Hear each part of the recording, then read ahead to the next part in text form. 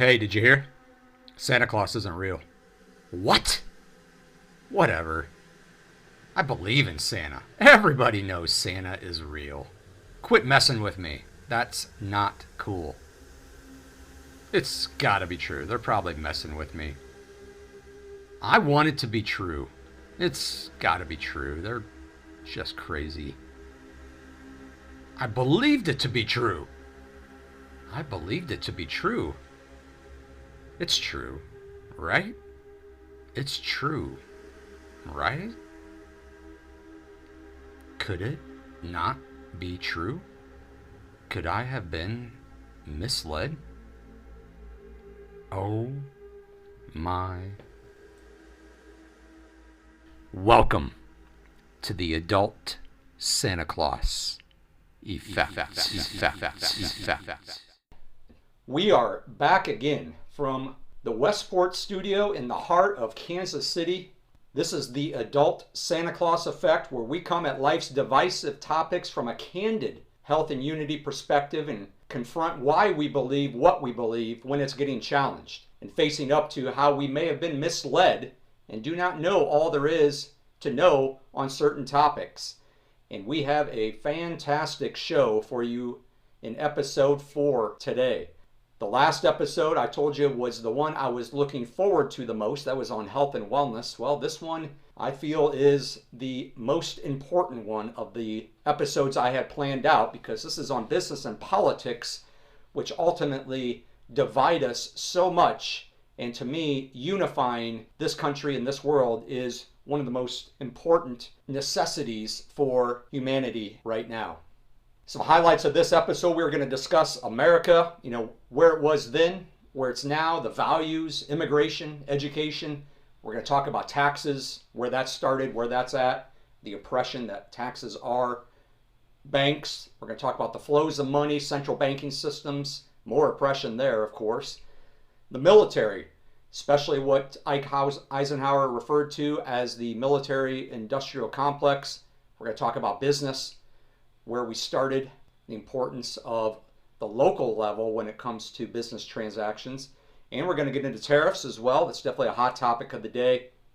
Politics. We're going to try to simplify the madness of politics. That is going to be done talking about Trump, talking about the elections, talking about Doge, Ukraine, Israel, all current day topics. We're even going to get into QAnon, and this might be the one to get us censored. I've talked about and wondered if any of these episodes will ever get censored. Well, maybe this is going to be the one, but we are going to tackle that, and I think you're going to enjoy the way we approach that.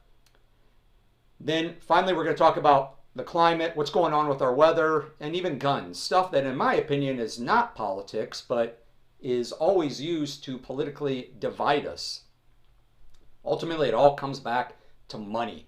Creating and maintaining dependency, money, and keeping us dependent. So we're going to talk about that a lot during the episode today. Quick recap of the previous episodes. Episode 1, we talked about the flow of information, the news, how it's controlled by just a few, scripted by just a few, funded by just a few, how we're getting curated and told how to perceive things from a small group of people running the show.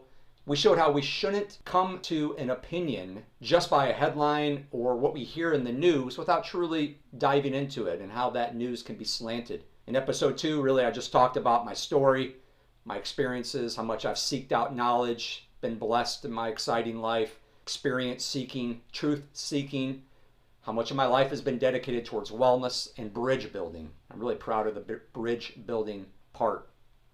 And then in episode 3, health and wellness, we talked about the body, the incredible natural healing powers of the body.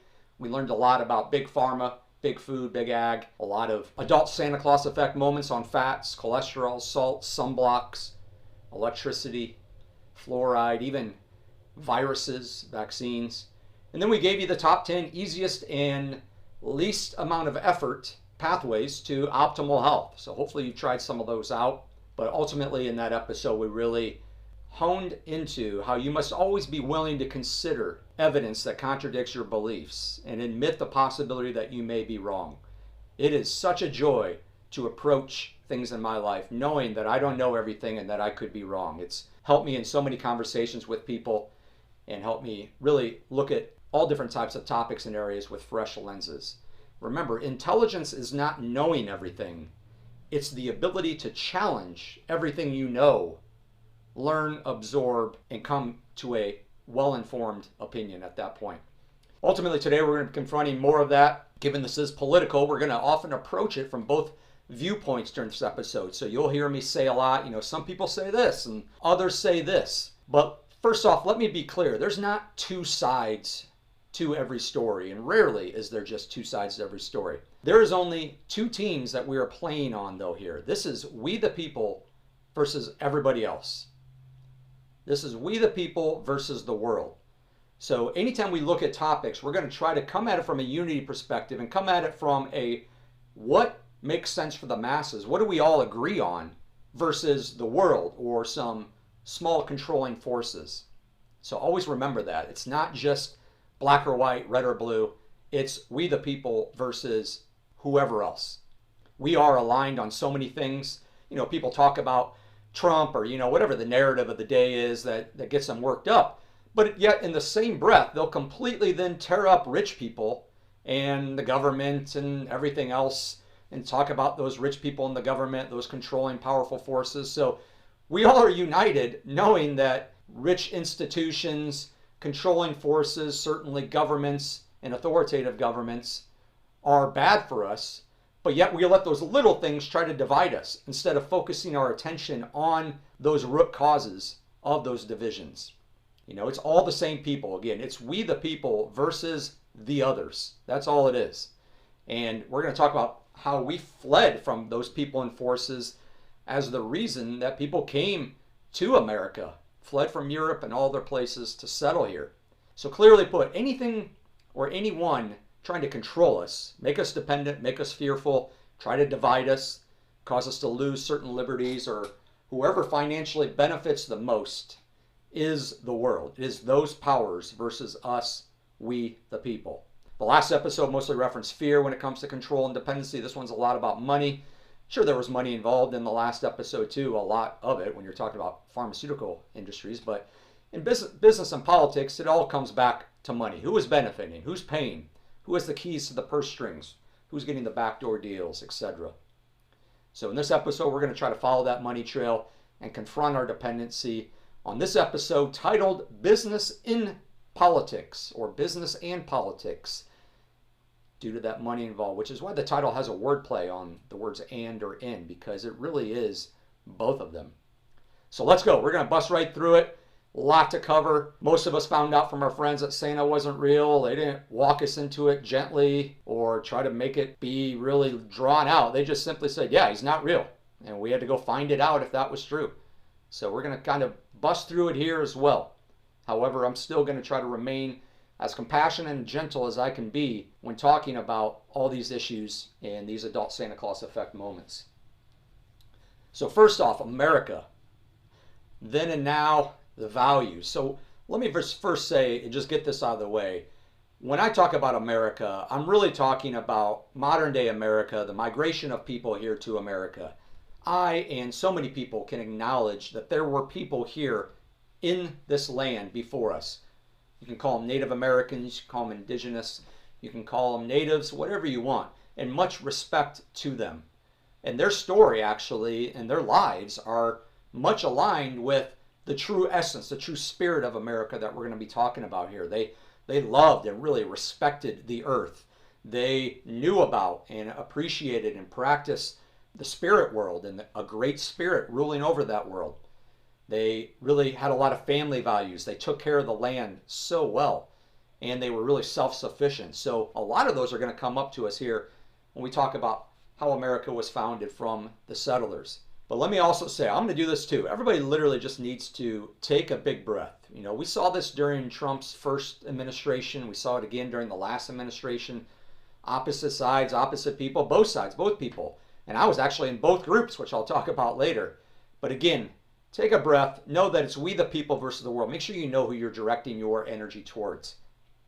At a foundational level, if you do not have a respectful and moral alignment to the circumstances and the spirit of why and how the concept of the United States of America was founded, the guiding principles, the unifying principles it was founded on, as are all countries. All countries are founded on some principles. So if you can't think about those and try to align with those, then how can you pass an impulsive judgment on issues that occur today? You know, our country was founded on something. It was founded on some principles, some passionate causes that we believed in. Well, what were those? I think the main ones were self-sufficiency. We wanted to be able to survive on our own. Courage. Moving over here, going across the ocean, took a lot of courage. Living in wild lands, a lot of courage. We wanted liberty and freedom, of course, in all of its ways, but especially as it pertains to being self-sufficient. Then we were also founded on how we, the people, were going to run this country, which really translates also into personal responsibility, which is really underrated these days and getting lost these days. But there must be personal responsibility in order for self-sufficiency to operate. Lastly, self-governance. When I say run the country, I just don't mean from a lifestyle perspective. I also mean from a government standpoint. So it takes active participation on our part, not just by voting, but by staying informed, learning about both sides or all sides when it comes to a topic, taking part in our local government, school boards, city councils, all those things. You know, other things you can say about America, again, aligning a lot with natives is, you know, being very earthy and natural, living off of the earth. Being kind. Hey, we had to work with each other to survive. Certainly later on, we did not show kindness in the way that we kind of took over the land. But ultimately, we at least started out knowing that we all had to live together. Also active, just living an active life. We didn't come here to not contribute to the community. We didn't come here and lay around all day. Everybody was contributing at some point, at some level. Resiliency to a lot of the challenges that were going on. But I think big time, truthfulness and transparency. You know, all these redactions, secrecy, classified or confidential documents or claims, the numerous things in one bill that we never hear about. This has gotten ridiculous. And therefore, this is not political. We all agree on that. We all unify around those aspects. We want peace. This is a stance we took right away as a country when it comes to external military conflicts, and kept that stance really up until World War I. You know, we desire to keep ourselves out of global entanglements. Peace is fundamental to the survival of life all around the planet. So let's kind of align first and foremost, and as a compass, always have our guiding principles, our founding principles. What was that spirit of America? You know, we were founded by settlers living a way of life. They were oppressed so much by the British monarch, by laws and regulations that are stretched to the limit. They had to break free of those forces, weighing them down. And there's a big difference between America and politics. You know, our history is what it is. It was tough, it was brave, wild land, foreign land. We cared so much about getting away from oppressive forces. We wanted to become self-sufficient, make a living, raise a family, be protected from and not have to stress about unreasonable searches and seizures, enabling an environment of free speech, no censorship. You know, we didn't want these rules and laws, taxes and oversight. That's why we were founded. That's what America is. Get off our back. We got this. We can survive. We can take care of ourselves. And to do that, you got to be tough. You got to be brave. You got to be courageous. You got to be ready to survive on your own. Stand up to those oppressive forces when they want to take those freedoms away from you. But we got to stay united in those common similarities, way more than the very few differences that we have. A lot of you know I love the Grateful Dead. I found an amazing political quote by Jerry Garcia about the spirit of America, saying, you know, hey, we all want to live an uncluttered life, a simple life, a good life, and think about moving the whole human race ahead a step. We all generally care about moving ahead as humanity, getting to a higher, more elevated place. We want to spend quality time with friends, family. We want to have barbecues, gather for tea or a few drinks, house parties, pool parties, game watches at bar, whatever. All these things have become ingrained into our cultures all around the world. We want to be able to travel sometimes, have a vacation. We want a fair opportunity to earn a living and provide the fruits of our labor to our community.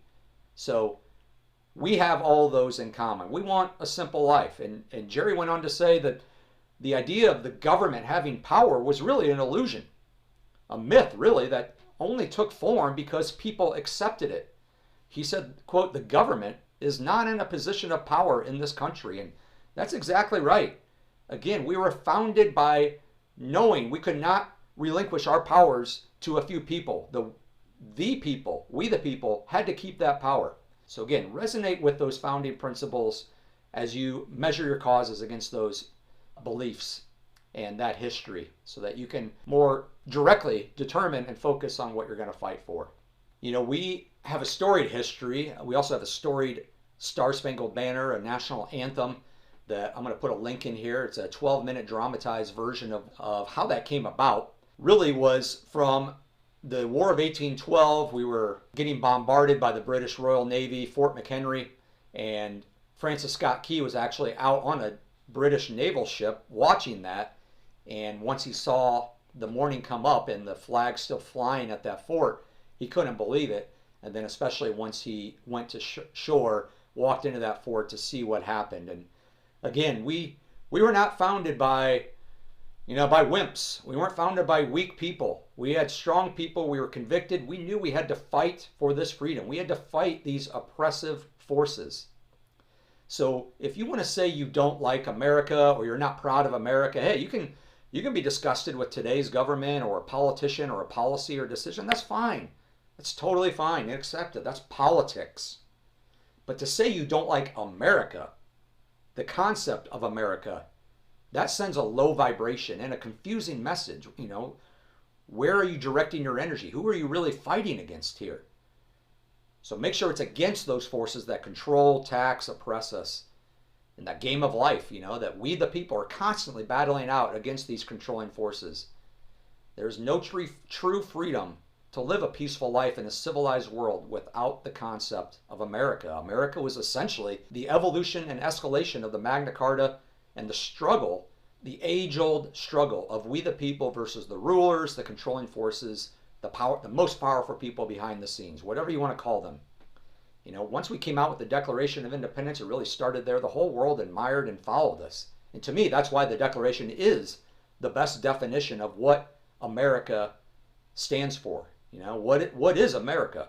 That's why I've done readings the last half a dozen years or so of the Declaration on July 4th, because it's important for us to hear that. It is the best definition, and it's rarely learned. It's amazing every single time after I read it.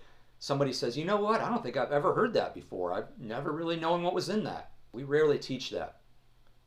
All right, so what does freedom mean in today's context? You know, we weren't necessarily declaring independence from a country. I mean, I know on the surface that's what it was, but really we're declaring independence from life-controlling mechanisms that the country of Great Britain oppressed us with during that time. So these are the dark forces. You know, do you feel free when it's time to pay taxes on all the things we pay taxes on today, which we'll talk about more here in a minute? Do you feel free when you hear where your tax dollars are going? Or maybe when you don't hear, right? It's done in secret. Or when you watch your insurance rates go up each year, even though you had no claims, or you have to call the IRS or really any entity trying to get a question answered, and you get put on endless hold or can only speak to robots. Or you go try to fly an airplane and a lot of your body privacy rights are violated. You know, what about when you receive a letter in the mail saying your personal information has been compromised and cannot be accounted for, so you better look out, right? Go check it, look out, take some protections. How about when that letter is from a company you've never even heard of? I had that happen to me. I got a letter from a company I've never even heard of before, and so I've never had any known interactions with it, and certainly is not playing a significant role in my life, telling me that my data with them had been breached. I'm like, I didn't even know I had data with you. You know, do you feel free when that type of stuff happens? How about valued? No, but that's where we're at today. So that's what these dark forces are. So hey, you know, Heath, can you be more specific? Who are they? You know, what do they look like in our lives? Well, really, they are the people or the levers, the instruments, the institutions behind. Now I'm going to name off several of them here. One is the increase of the number of taxes. You know, like I said, we'll talk about taxes here more in a minute. Whoever's behind the increase in the average number of laws, just creating so many laws. The increase in the average number of prescription drugs that we're taking. Vaccines, drugs, all of this stuff. It can be presented in a good light, but it's gotten way out of control. How about the people behind the decrease of manufacturing jobs in our country? And I'm speaking a lot from the USA point of view here. This is a section on America. Episode is a lot about the concept of America, as I said, as I mentioned. a lot of the principles apply to the rest of the free world. They really looked at what we did back in the late 1700s and went to replicate that in their own countries.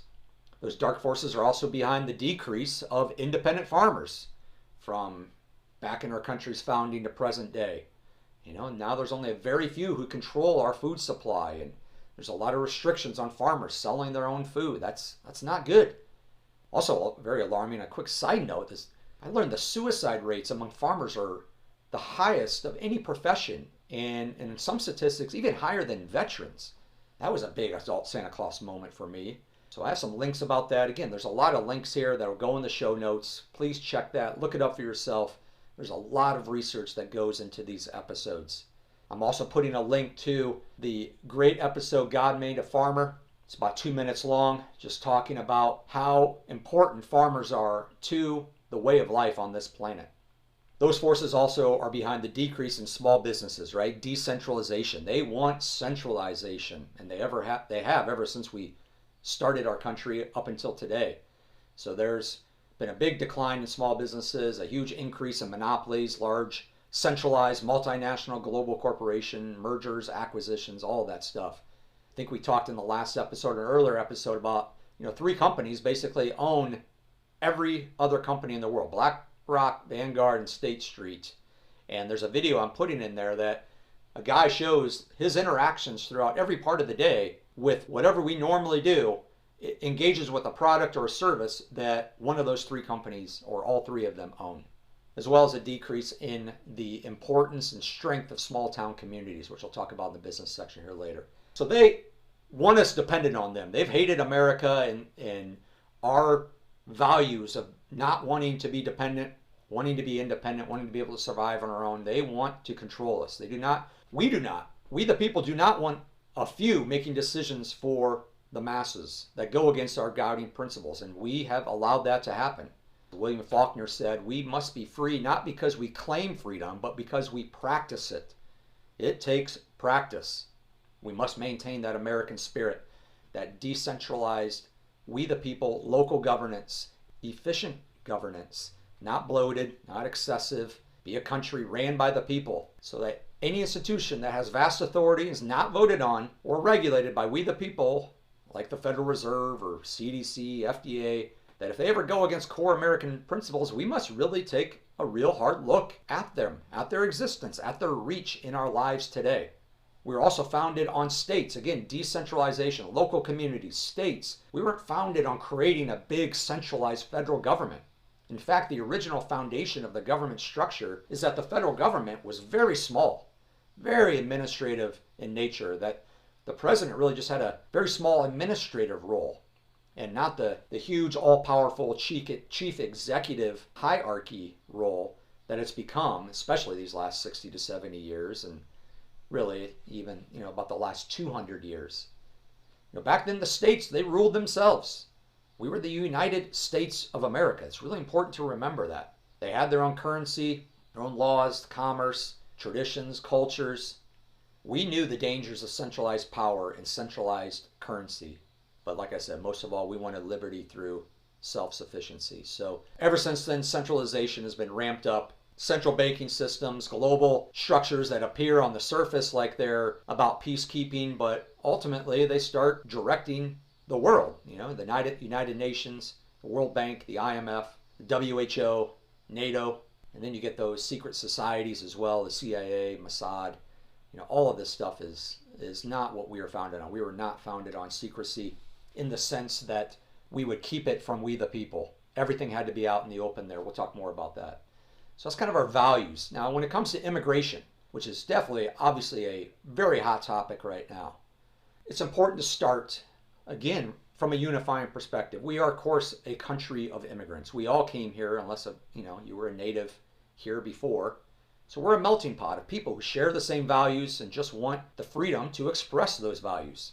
I, personally, have had the extremely fortunate and lucky pleasure to be immersed in a lot of other cultures, not just through my world traveling 25 countries that I spoke about in episode 2, but through friend and very significant relationships. So I've been exposed to the Latin culture, the black culture, the Hindu, Indian culture, And man, I love those cultures. Most all of them are really great people. I have had so much fun with them, and they have really appreciated my company in a lot of ways as well. They have a very contagious zest for life. They have a lot of energy for honoring their traditions, for living out their holidays, and having a lot of fun moments. I'd say a lot more than a lot of Americans do right now, or certainly from what you can hear when people are complaining a lot about America these days. But I would urge you, don't see colors. I don't see colors in people. I see souls. I just see their soul. That's all that matters.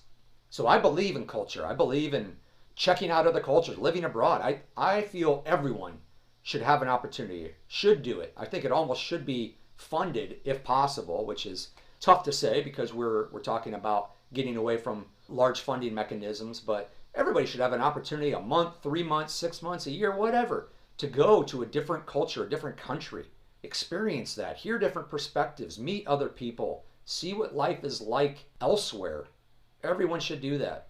We are indeed a nation of immigrants, and we should embrace that beauty and unity behind all cultures and their cultural events. Just like we, as America, have cultures and cultural events that we have built up over 250 years. We also know we need to have laws, right? And we need to have laws that are enforced to operate a civil society, and that includes encouraging and welcoming migrants, yet being smart on legal immigration and stopping illegal immigration from rattling our country's foundation.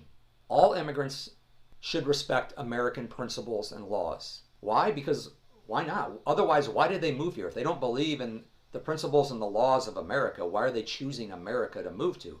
They should choose to go to a place they believe in those principles and those laws. So here's the big ace coming up. Former President Obama and a lot of the Democrats once sounded like the current President Trump on immigration. They warned that illegal immigration was hurting American workers and undermining the economy. Obama criticized the Bush administration for allowing 5 million undocumented migrants into the country, and he promised stronger border security. Clinton, former President Clinton, he deported millions of illegal immigrants. Obama, in fact, was nicknamed the deporter-in-chief. And here's a couple direct quotes. Obama said, "If you're a criminal, you'll be deported. If you plan to enter the country illegally, your chances of getting caught and getting sent back just went up." Bill Clinton said, "Illegal immigrants use and impose burdens on our taxpayers, that we need new border guards, deporting twice as many before, and not hiring illegals and denying welfare benefits to illegal aliens." So these are former Democratic presidents who are coming out now and kind of really railing on Trump for saying a lot of these things, who said the exact same thing themselves. And of course, they and the current president all say if they commit crimes, right? So can we all agree on that? Can we unify around that? Should it matter what crime? I mean, whether it's a big crime or a small crime, if an illegal immigrant is here and they're up to no good, is that in the best interest of the company to keep that, the country to keep that person here?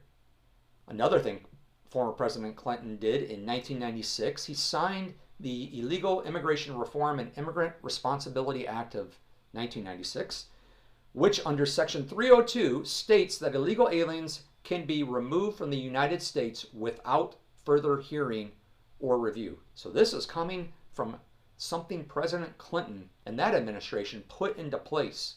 So this is not new. This is not something that's just been pulled out of the hat by the current president or their administration. This is something that's been around for a while. There's a great video out there. This guy goes out on the street and he pulls out his phone and he says, "Hey, I want you to listen to this new immigration quote that was said," and he frames it as, "Hey, did you hear what Trump recently said?" And then he asks people, "Hey, can you tell me what you believe about that?" And they hear him say what was said, and they think it was from Trump, and they say, "Well, I think that comes from a place of white American nationalism, comes from racism and xenophobia. It's immoral. It's a bad decision." And then he tells them, "Well, actually, that wasn't Trump. That was Obama who said that." And, they all get surprised. They can't believe it, because that's where we're at in the world today, is we are very much inundated, and especially people who are very hypersensitive on the extremes on either side, with anything that gets said that goes against what they believe, they immediately start forming judgment and stereotypes and labels against it. So this is not political, all right? This is boils down to American values that a lot of us unite around and have a lot of common similarities on. So just because the previous administration, they allowed 10 to 20 million undocumented or illegal migrants into the country, what are we supposed to do about that? Just let them stay, treat them differently?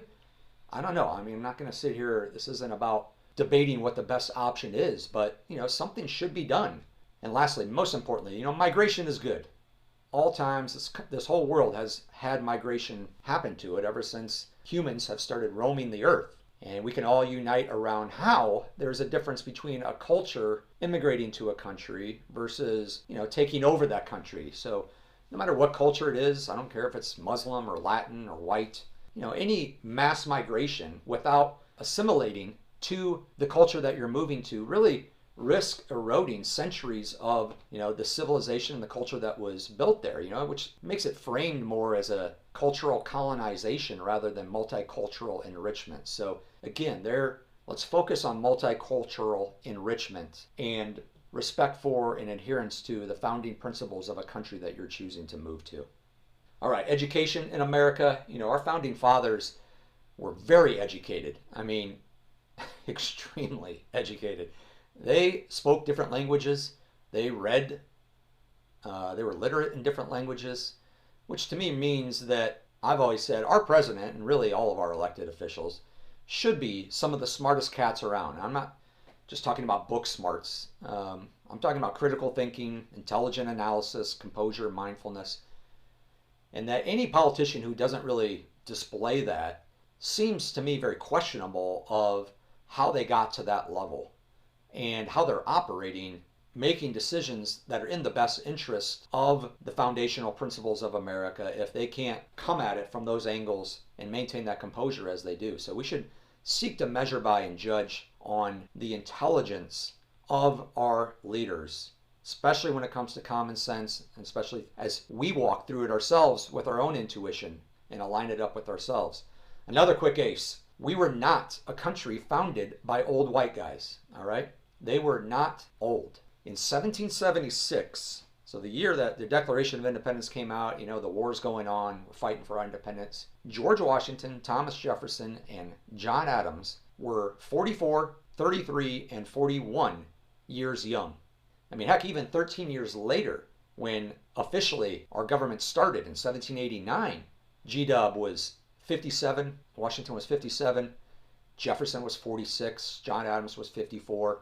So again, not old by really any standards of modern times, because we all know now that ages are really much more relative than they are stereotypes, that people can be those types of ages and still act like they're in their 30s or sometimes even their 20s, still be as healthy, be as energetic. Age is a spirit. It's a presence. It's not a number. And no, back then the life expectancy wasn't, much different.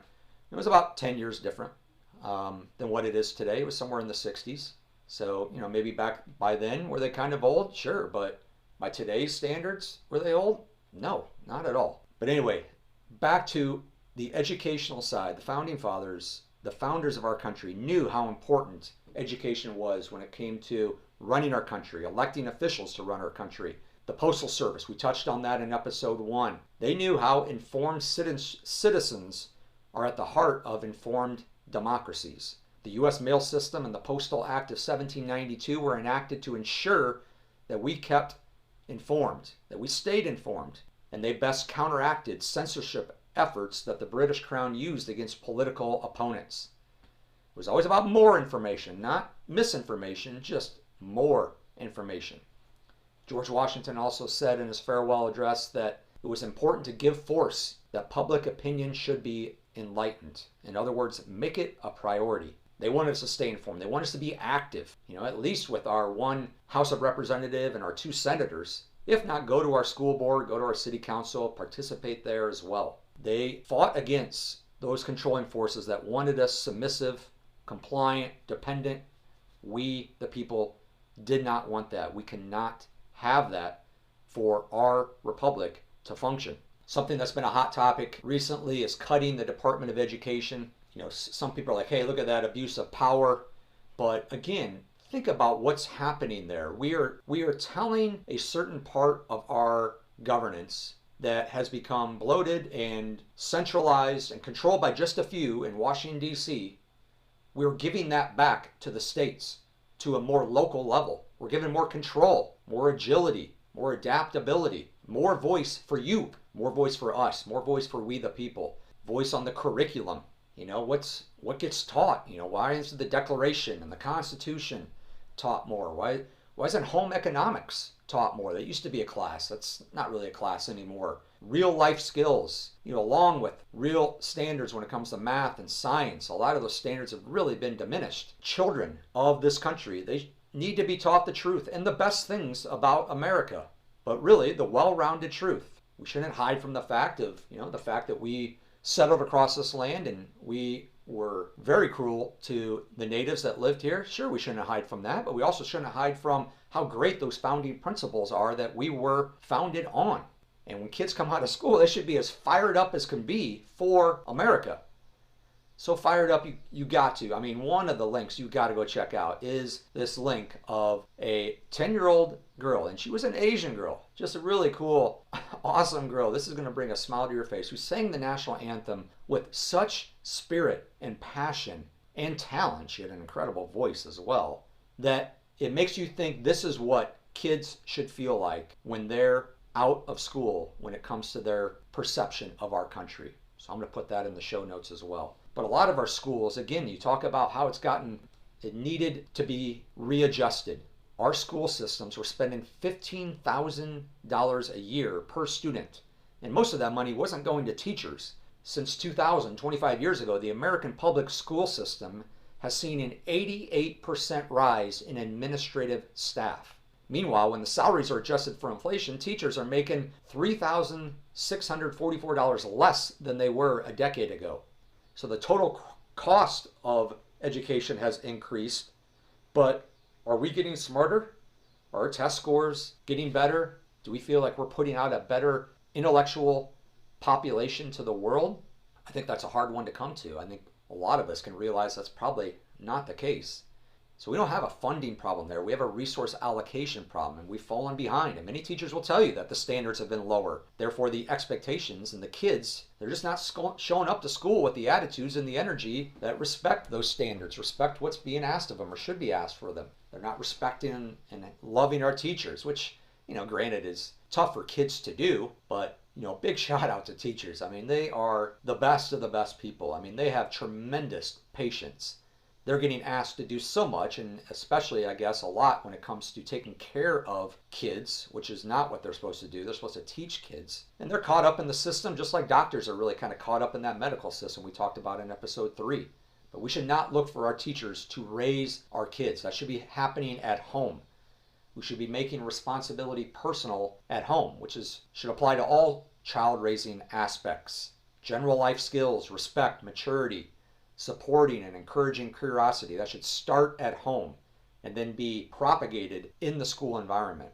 But as we all know, the last 20, 30, 40 years, a lot of us are not home now. A lot of the parents and adults are both out working, both spouses, multiple jobs, long hours. When they are home, they're disconnected from their kids physically, mentally, energetically, emotionally, because it's just a hard life out there right now to make ends meet.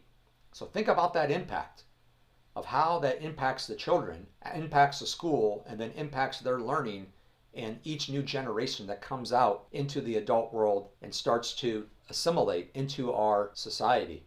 One person who continues to come up a lot when it comes to learning about a lot of these ACEs, especially when it comes to the Department of Education, is Rockefeller.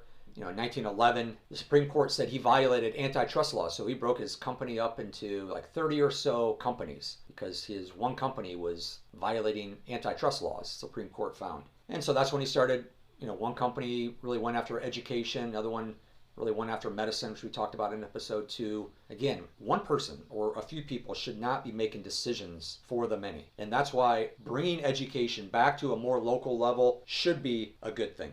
It gives you more power now to have a say in how your kids are raised and taught in these schools. So we need to be educated.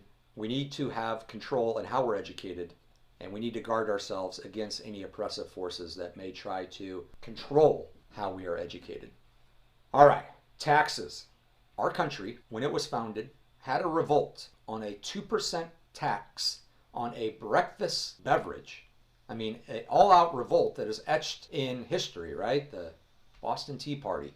And now we are taxed upwards to about 40%, and we are just living life and accepting it, plugged into our cell phones, plugged into the matrix, just going through the motions of the day. The sheer number of taxes that are on us. If you make this life choice, you get this tax. I mean, really, if you earn it, spend it, save it, invest it, give it away, or die, you're going to get taxed at each one of those places. For much of our country's first half, these taxes didn't exist. Our nation was prosperous, no national debt. We had a large middle class. Parent was able to stay home and raise the kids. You did not have to ask permission from the government to go fishing, to own a property, to build up on your property, to renovate your home, to use a transportation vehicle, start a business, get married, own a weapon, hunt, cut hair, sell a product, grow your own food, sell your own food that you grow on your own property. So remember, when I say these taxes have gotten out of control, I don't just mean income taxes. I don't mean really even just taxes in general, but all those extra fees, licenses, and fees and the ways that they get us, which amount to taxes. That's what I'm talking about here when I say taxes. I mean, just taxes alone that have the word taxes in it, they're out of control. But when you add on all these other fees, I mean, literally, we are getting taxed so much is getting taken out of our paycheck before we even get home. And then inflation and other factors raise gas prices, groceries, rent, mortgage rates. So if that's not enough, we see our tax dollars get spent on causes that we weren't aware of or get sent to foreign countries. So it really can be very disrespectful and is something that we need to address right now. And it does look like there's a lot of momentum growing to address that, because we're not free. When it comes to taxes, we are very much controlled. Someone once said, we are free-range humans living in a tax farm. And, I'm saying it lightheartedly. I like to laugh. I like to keep these episodes lighthearted, but there's a lot of truth to that. Yeah, we're free to walk around. We're not in a cage, but everywhere we go, we are going to get taxed. It's automatic, and we're going to get taxed excessively. So when we, the people, want to go find out where our tax dollars have been abused, or when there's been fraud or waste, how can people complain about it? Those Doge audits that have happened recently, especially around USAID. We'll talk about Doge a little bit more. I mean, I don't understand how you can complain about looking into it, because we all know the truth has nothing to hide. Anyone being funded by we the people, any cause being funded by we the people, that money should be totally transparent. And whoever's leading up that effort, they should be proud to talk about what they are doing with the taxpayer money out in public. Be proud to say in front of the American people how every dollar of that fund was spent. To me, that's an easy unification. That's an easy bridge build through our differences with no matter how it's presented, that every penny of our taxpayer dollars should be spent very efficiently. And when it's not, there should be some team, a legitimate team. Doesn't need to be large, expensive, bloated. There should be a team that investigates it and figures out what's going on and gets us back on track to something that is congressionally approved and easily traceable. Because ultimately, we just want accountability. We cannot stand it when we find out money has been wasted. Recently we found out a couple things. The Pentagon couldn't fully account for $824 billion, $236 billion in improper payments in federal programs. They couldn't account for $200 billion in pandemic relief, and we couldn't track $1 billion in Ukraine aid. And actually, it's more than that when we talk about Ukraine later on. So we just want accountability. People on the other side, other people will say, well, just because we can't track it doesn't mean there was fraud or corruption there. Well, I agree. If you don't know where the money is, we can't say it went to this spot or we went that spot. But if you don't ever go back and do the audits to find out where it went, does that statement really hold any weight? Does it really provide any value? No. I mean, I think it's probably easier to think that there was some fraud or corruption. At the minimum, there was some waste. If we can't account for it, something's going on there, either in our tracking or in our spending of that money, and it needs to be accountable. But that accountability just never comes. That accountability for we, the people's money. It is our money. And look, there should be some social programs. Yes, there should be things that we fund. You know, a lot of times in life, how can you have a chance if you're never even given a chance? There are good causes out there that we use our taxpayer money for.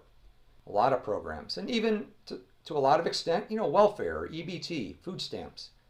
We're not trying to debate that, but we want that money well spent. We certainly don't want people getting it to flaunt that they get it. There's videos out there of people who are flaunting huge grocery carts that they use food stamps for, of trying to say, look what I, you know, literally saying, look what I just did with taxpayer dollars. So, you know, great for you. You got some food. Enjoy it. Honor it. Use that to nourish you, make you stronger, make you healthier, give you energy to find a way out of this, because no one wants to live off of taxpayer money, off of the government, off of social programs. And definitely don't pour salt in our wounds when big corporations don't pay their fair share. You know, Amazon, Facebook, Google, Netflix, Apple, Microsoft, you know, they're known as the Silicon Six. They are accused of avoiding nearly $278 billion in U.S. corporate taxes over the past 10 years, according to the Fair Tax Foundation. Combined, they earned during that time $11 trillion in revenue and $2.5 trillion in profit. And then they avoided $278 billion in corporate taxes. So that's not transparency. That's not fairness. That's not the spirit of America. So if we complain about being bound by overarching forces, if we always give money and ownership and responsibility to those overarching forces, then we're always going to be bound by them. Remember, our greatest power is our purchasing power. And with taxes, they're not the only reason, but they're certainly playing a big part. But we are struggling right now. 60 to 80% of Americans are living paycheck to paycheck. 59%, 60% of Americans don't have enough savings for a $1,000 emergency. Credit card debt has hit record numbers. Student loan debt has hit record numbers. A home buyer now must earn $114,000 to afford the median priced U.S. home. The average U.S. home. This is up 15% since last year and over 50% since 2020. Up 50% in the last 5 years. Meanwhile, the current median average household income is $75,000. So in other words, the average household income needs to rise 53% for the average person to be able to afford the average home.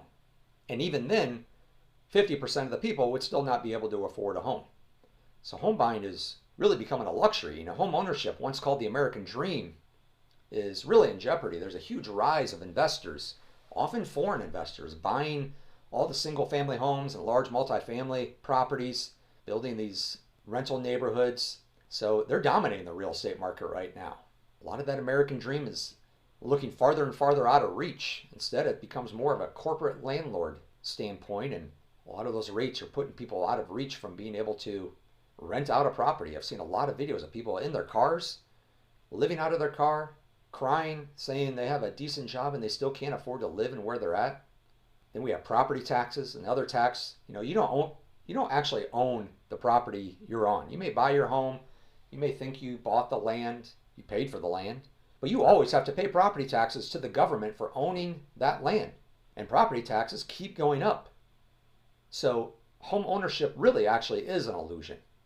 And the way it is today, it's only going to get more affordable by a crash in the housing prices. Not a correction, I mean a crash. Or by people's income increasing so enormously without a corresponding increase in housing prices.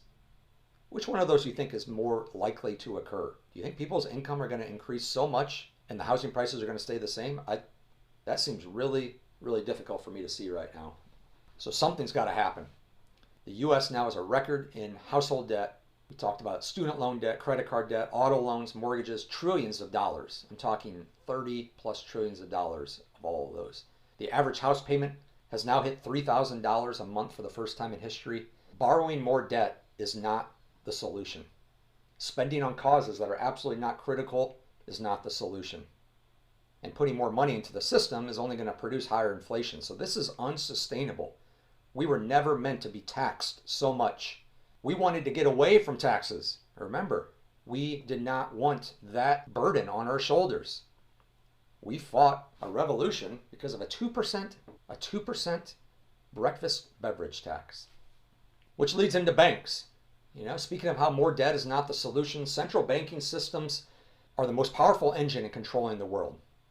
There's a quote that is out there, one of the elites talking about, "Permit me to issue and control the money of a nation, and I care not who makes its laws." That's the concept of central banking system. Authoritative control of the money supply. Being able to print whenever they want. Loaning out that money with interest. So whenever a central banking system puts more money into the money supply, they are loaning it to us with interest. So we have to pay back that money plus the interest on that money. We immediately go into debt every time new money is created. And as new money is created, it gets devalued and inflation occurs, which is where we're at today. I mean, our debt is so astronomical, people cannot even wrap their heads around 37, almost $40 trillion in debt. I mean, it's a number that is really unfathomable. But when it comes to dependency and the flow of money, that is where we are at in this country, and that's where we're at a lot of times in the world. Some people say it's good for developing countries to get a loan from the World Bank or the IMF. Some people say it's bad. It's great to get them back on their feet, give them a boost, right? But a lot of times they have to agree to a lot of regulations and a lot of alliances with certain corporations and the way they do business. They put pressure on those countries to act a certain way, follow certain rules just to get that loan. Jamaica is a great example. You can go out there. I think there's a great documentary about that. But a lot of countries, as soon as they receive help from the IMF or the World Bank, they're really under their control at that point. Here in America, the Federal Reserve is the third central bank that we have had. They've tried it twice before, and we've always fought back. 1840 to 1860, there was no central bank. We grew without a central bank. That was a huge period of growth. Remember, that's a huge one that we wanted to get away from England. We did not want central banking systems. We were states. We wanted local currencies. We also used tariffs a lot of times in those 1800s on foreign-made goods. Andrew Jackson was one of those who fought a lot against central banks. So there's a lot of discovery you can do on your own around central banks, the rise, how they rose over Europe and in the recent centuries, their particular relation to the Rothschild family, and how the Federal Reserve came to be, how it's not a federal agency at all, how it's private, it's separate from the government, it's essentially untouchable from the public or government realm, which means we the people, right? How it was created in the timing that it was, conceived by a bunch of bankers on a private island, pushed through the Senate and signed by the president just 2 days before Christmas in 1913, which right around that time is really when a lot of things occurred. Creation of the IRS, the Titanic was just really close before that, the modern medical school system, modern education system that we mentioned earlier, World War I. However, those are really not the main ACEs. And when I say ACEs, I think I mean Adult Santa Claus Effect moments that I wanted to bring up here. I have some videos for you. There's a really great 2 or 3 minute short video. This is really the best layman video I've ever seen on the Federal Reserve. And there's also videos of the history of the Rothschild family if you want to read about that. There's also information about the Act of 1871, which was a big one because that established the United States, the country of the United States, as a corporation and really set in motion a lot of the apparatus that exists now from the moment we're born all throughout our lives when it comes to taxes, social security numbers, data, identifiers, also maritime law versus common law. A lot of times you'll see our name in all caps. There's significance to that. There's a lot of pathways you can go down. You can look into that. I'll include a long documentary. I'm not going to get into that here. Ultimately, it's important just to understand that these central banking systems are oppressive forces and how they oppress us and how we should be taking hard looks at them, auditing them, really questioning whether they are in the best interests of the American people, of the founding principles of our country. So as it pertains to banks, getting to more modern times, the last thing we'll kind of cover here is the big shift occurred when we went off the gold standard in 1970. That's when fractional reserve banking really started taking off, creating money digitally, paper inflation. Inflation was huge in the 70s. That's what really started the ability to print more money, put a lot more in the money supply, and on the surface made it seem like we were really, really having an explosion of modernization and progressive movements forward. But we were going really fast, really farther into debt, and our money was getting devalued. So certain things that cost much less back then really went up in price a lot after 1970.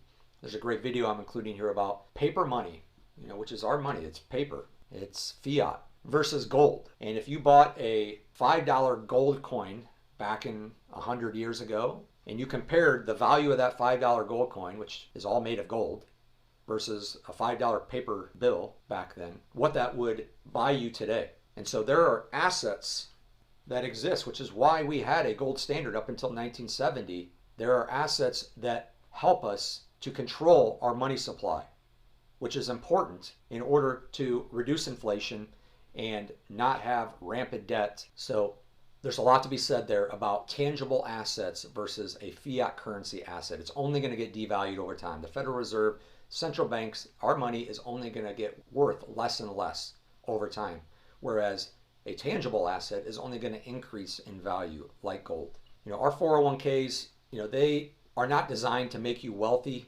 Now pensions of the old times have been shifted to 401ks. They've shifted that retirement cost and investment risk onto you.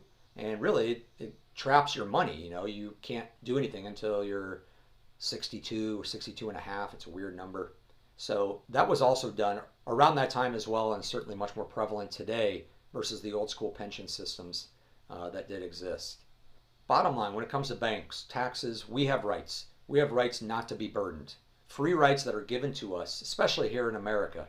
Perfect example is we have a right not to be burdened by phone calls, text messages, emails. I'm not talking about just opt-outs, but when it comes to recognizing a method of notification, if the court of law is going to say that you were notified of something, sure, there's getting served. That's a very personal way of notification. But if a letter is certified and it's dropped off at your mailing address, then that is still what the court recognizes today as someone notifying you officially of a message. If they try to say they sent you an email or a text message or gave you a phone call, even if you try to show that to court, there's a lot of ways that does not stand up. It does not stand up in court.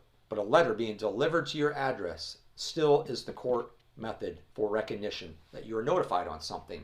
And a lot of it comes down to our freedom to not be burdened. We are under no obligation whatsoever to answer the phone from anybody, return any text messages, phone calls, and all official business is done through our mailing addresses, through our signatures, through our opting in, or sometimes by us choosing not to opt out. So that's banks, the taxes, where we're at today, and how that affects our commerce, how it affects our communities. When it comes to business, if you think back to the earliest of the early days, and I don't mean 1776 or even before then, I'm talking about the first civilizations on this planet, the primal days. All business, all commerce was done in a small group of people. And then we kind of branched out and we worked with other clans and other groups of people to trade with them and grow with them, output, produce agriculture and products, which is why anybody trying to control products that anybody makes with their own hands is really ludicrous today. I mean, that is what a human is all about, is making something with their hands and then selling it to the world. And yes, of course, there's some safety things, but the concept of safety should not be or should not drown out the freedoms of making your own products and selling your own products. That's where we started as humanity, and that's certainly something that this country and many other countries should have right to do. When it comes to expanding beyond foot migration, right? So then the world progressed. We started traveling more with horses. We started traveling with trains. We started building interstates, and we were really connected. That's really when the biggest industrialization happened in our world, in our country, and where the most growth occurred, when we were growing in that way, buying, selling, trading. And as we did that, we created bigger roads. And so really when I mentioned interstates a moment ago, I meant more highways and just roads, period. But once we created interstates, which, are streets that you do not stop on, they're just bypasses basically from one spot to another, that had a huge impact on small businesses, on small towns, on those small communities. And it had economic ripple effects that were really heartfelt.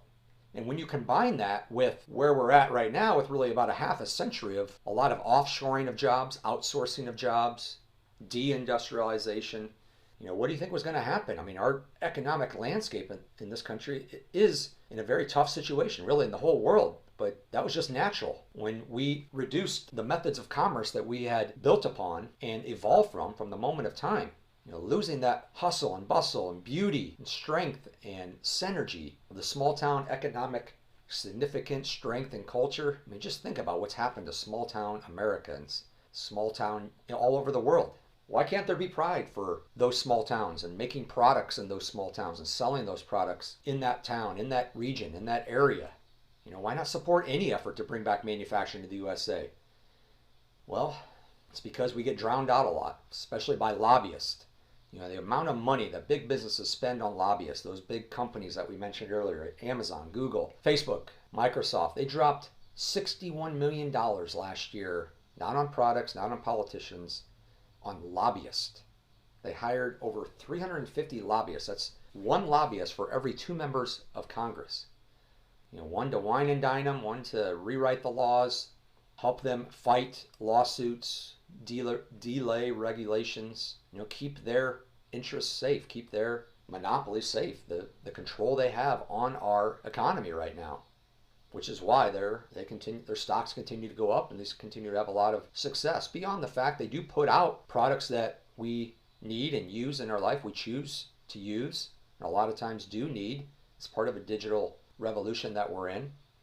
But having a reach, again, in a control of just a few people is not what we the people signed up for and fought for and created our own country for. But that's where we've gotten. There really is no main street anymore in small towns, just Wall Street and big box stores. If we don't be careful, if we don't be conscious with our choices and remembering how powerful our purchase power is, there's going to be just one company that we're going to buy everything from at some point. Amamart or Walmazon. So know that every dollar you spend has consequences to economies and health. And if you don't care about those consequences, if you just care about price, if that's all that matters, you don't care about quality, then don't complain when those consequences produce unfavorable circumstances like we're seeing today. When it comes to the stock market, we've had crashes every 10 to 20 years. I mean, it's cyclical. I mean, nobody even hides it. You talk to a financial advisor, they'll tell you how the market's cyclical and it goes up and it goes down. Supposedly the market was really good back in the 1920s right before it crashed. Supposedly the market was great in 2008 right before it crashed. So these things always happen. We're always in this same cycle and we don't seem to learn from it.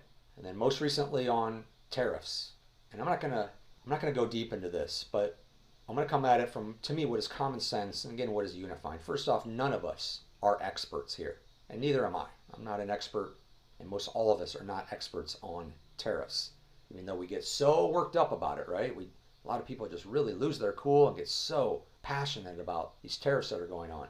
A couple years ago, the United States had the lowest trade barriers among G20 nations and imposed the lower tariffs than most of them. So, we weren't always dominating in this area. Simply, conceptually, the definition of tariffs is meant to force companies to build here so they don't have to pay those tariffs. It urges farmers to sell more of their products here in the USA to bring grocery prices way down. It brings things back to America. But a lot of people scream out, tariffs are going to hurt the economy. We're going to kill the market. Well, so far that hasn't happened yet. The market has covered a lot. We've had new highs in the market several times. The apocalypse isn't happening. I'm looking out the window right now. It looks like it did a nice, beautiful day last year before we put all these tariffs in. So it's not quite as bad as what a lot of people feel. I mean, it does cause some impact. There's no question about it. We all know that. A lot of us has felt impact. In the long run, are they going to work? I don't know, but that's an important thing. Let's see if in the long run if it does. Let's see if it's something that does work out well. Time will tell. It's been several months now and the dust is starting to settle a little bit. We can objectively see from a high level that we are bringing in more money. Some people are really upset about it and they think they're paying too much now because of the tariffs, or they're going to pay more. Some people are really excited about it. I'm going to have links here of CEOs from the steel industry, the iron industry, the aluminum industry, farmers, big companies, big investors who are so excited about this. They see this as a good thing. So not everyone agrees that this is bad. And if you think that's the case, again, listen to episode 1 about the flow of information and where you're getting that information from. But also let me ask you, are you rooting for America or are you rooting against America? The president, Trump right now, he's playing a role. Are you rooting for him to succeed and the country to succeed, or are you rooting against him and the country to succeed? We'll get into that a little bit more, but that mindset impacts a lot. It impacts how you receive information, how you process it, how you think of it, how you bounce it off with your emotions, how you measure markers and success factors, where you put your energy in the meantime to create that best possible outcome, because we have the power to create outcomes. That's being shown a lot in the work that Vedas is doing with water, Dr. Emoto. Our thoughts can alter physical realities around us. So why not think positive? Why not try to envision the best possible outcome to happen? Prices go down, right? Job numbers go up, revenue goes up. Those would be great things. That would be a win-win-win all around.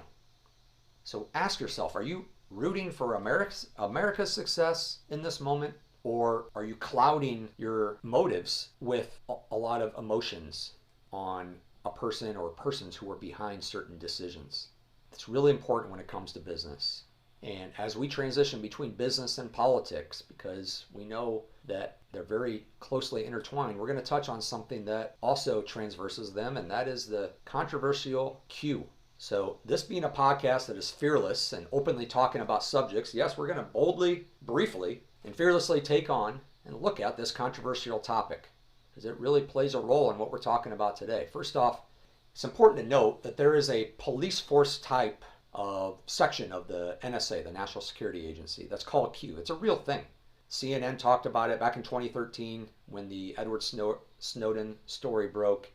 They talked about its existence in the NSA.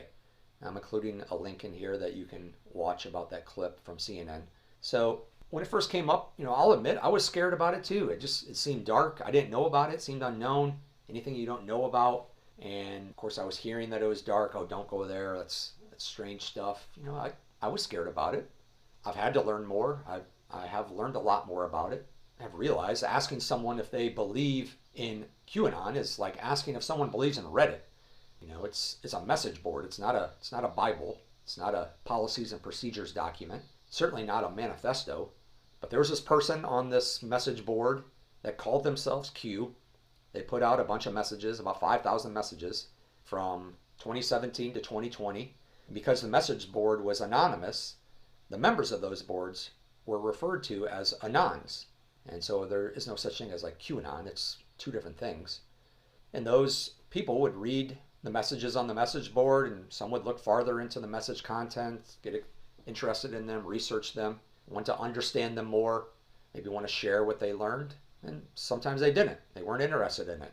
The important thing is the information was analyzed and passed on, or it was refuted and buried in a lack of clicks in a true free market of information. We shouldn't be scared of anything. It's either going to hold weight or it's not. People are going to see it and feel that there's something there, or they're not. It's that simple. Those messages by Q did not demand belief. In fact, they a lot of times just really provoked curiosity and seeded inquiry. Many of the messages were written in a way that prompted one to think, really written in a question way. Why would that be important? Or who would benefit from this or that? Or who funds that person? Or who funds that country? Who's truly driving that country? As we did in episode 1, the messages a lot of times really exposed the illusion of media consensus and the puppet strings of global power. It spoke mostly to the corruption and the cooperation between all those forces in our lives, in business and politics, that we're talking about here today. Central banks, the Fed, IRS, taxes, constant wars, along with media and flow of information, big pharma, food that we talked about earlier, and religion and division, dividing us with religion, and social situations and dividing us through race and ethnicity and gender, which we'll talk about more in episode 5. Many actions of these forces always traject towards a certain way, towards more power, more money, and more dependency. Q just really exposed and prompted people to look into that corruption. So many people will say right away when the topic comes up, well, what about that satanic stuff, or that pedophile stuff? Well, what about it? I don't know how widespread either one of those are in our world. I guess exactly I don't know how widespread it is. But let's just be honest for a moment about those topics. Both of them do exist. I mean, we know that there are organizations and people that do worship Satan. The Satanic Temple, the Church of Satan. There's people and things out there that do get involved in this area. They're out there who do weird things with blood, younger blood, or drinking each other's blood. There's a clip about Megan Fox talking about it. Stories about older people receiving younger blood to try to feel more youthful. A millionaire, I think his name was Brian Johnson, swapped blood with his teenage son. And we also know that there are adults in this world who go after kids. Undoubtedly, the most disturbing thing that does exist, but it happens. There was a recent bust of this program called KidFlix, where authorities across 38 countries, so this wasn't just one country driving this or one entity, 38 countries, including the USA, Canada, and Australia, they all worked together in a global effort to shut down the platform, this thing called KidFlix. It had 91,000 child abuse videos, more than 6,000 hours of disturbing content, 1.8 million users. 1.8 million users. So in that number, 1.8 million people, do I think there was some politicians, past or present, or celebrities, or people in power who might have been part of that? I don't know. I mean, maybe by odds, one or two, maybe more. I don't know. I choose not to think about it as much as I really want to think more about initiatives that bring about rescues and cleanup in this area. One moment on that. It's important that if you think about Q, don't think about these dark things so much. I mean, this dark stuff was really less than 5% of all those 5,000 posts that I was talking about. They more focused on corruption and politics and business. I don't want to think about all the kids that go missing or what could happen to them, but I am perplexed on why that's not the world's #1 issue to solve. So I do want to take just a moment here to let that sink in. The missing kids and the crime enforcement that is occurring, that is out in the open. People laugh about, thinking, that's not a big problem. We know kids go missing. We know there's pedophiles out there, but it's not a huge issue. Well, even the simplest of research will leave you surprised as you discover that in just the USA alone, 500,000 kids go missing a year. Globally, it's going to be much more, but 500,000 in the USA, that's 10,000 kids per state each year. And KidFlix at 1.8 million users worldwide, if you divide that by around 200 countries, that's 10,000 people per country that are on this. So the magnitude of these numbers go way beyond just like a random sick person or two here and there in random parts of the world, or drug lords who are sick drug lords and they have power issues, whatever the labels, stereotypes, the image of these sick people are. We don't want to hear these stories, right? So we just try to think that it's fringe, that it's not widespread. Well, we can't ignore that these are big numbers. Tim Tebow, he makes this cause really a big part of his life mission, and he was on the Sean Ryan show, and he showed a map of the USA, which was absolutely covered in red dots. And he said each of those red dots represented one unique person downloading, sharing, distributing graphic, horrible things towards children under the age of 12 years old. 111,000 plus dots were on that, and that was just in the last 30 days. And that was just in the USA itself. If that doesn't stop and humble you for a moment, I don't know what does. Again, we don't know how much it is out there, but we do know it does exist. Famous people, Corey Feldman, he talked about the problem of pedophilia. He said it lived in Hollywood. He talked to ABC about it. Put a link about that in the show notes.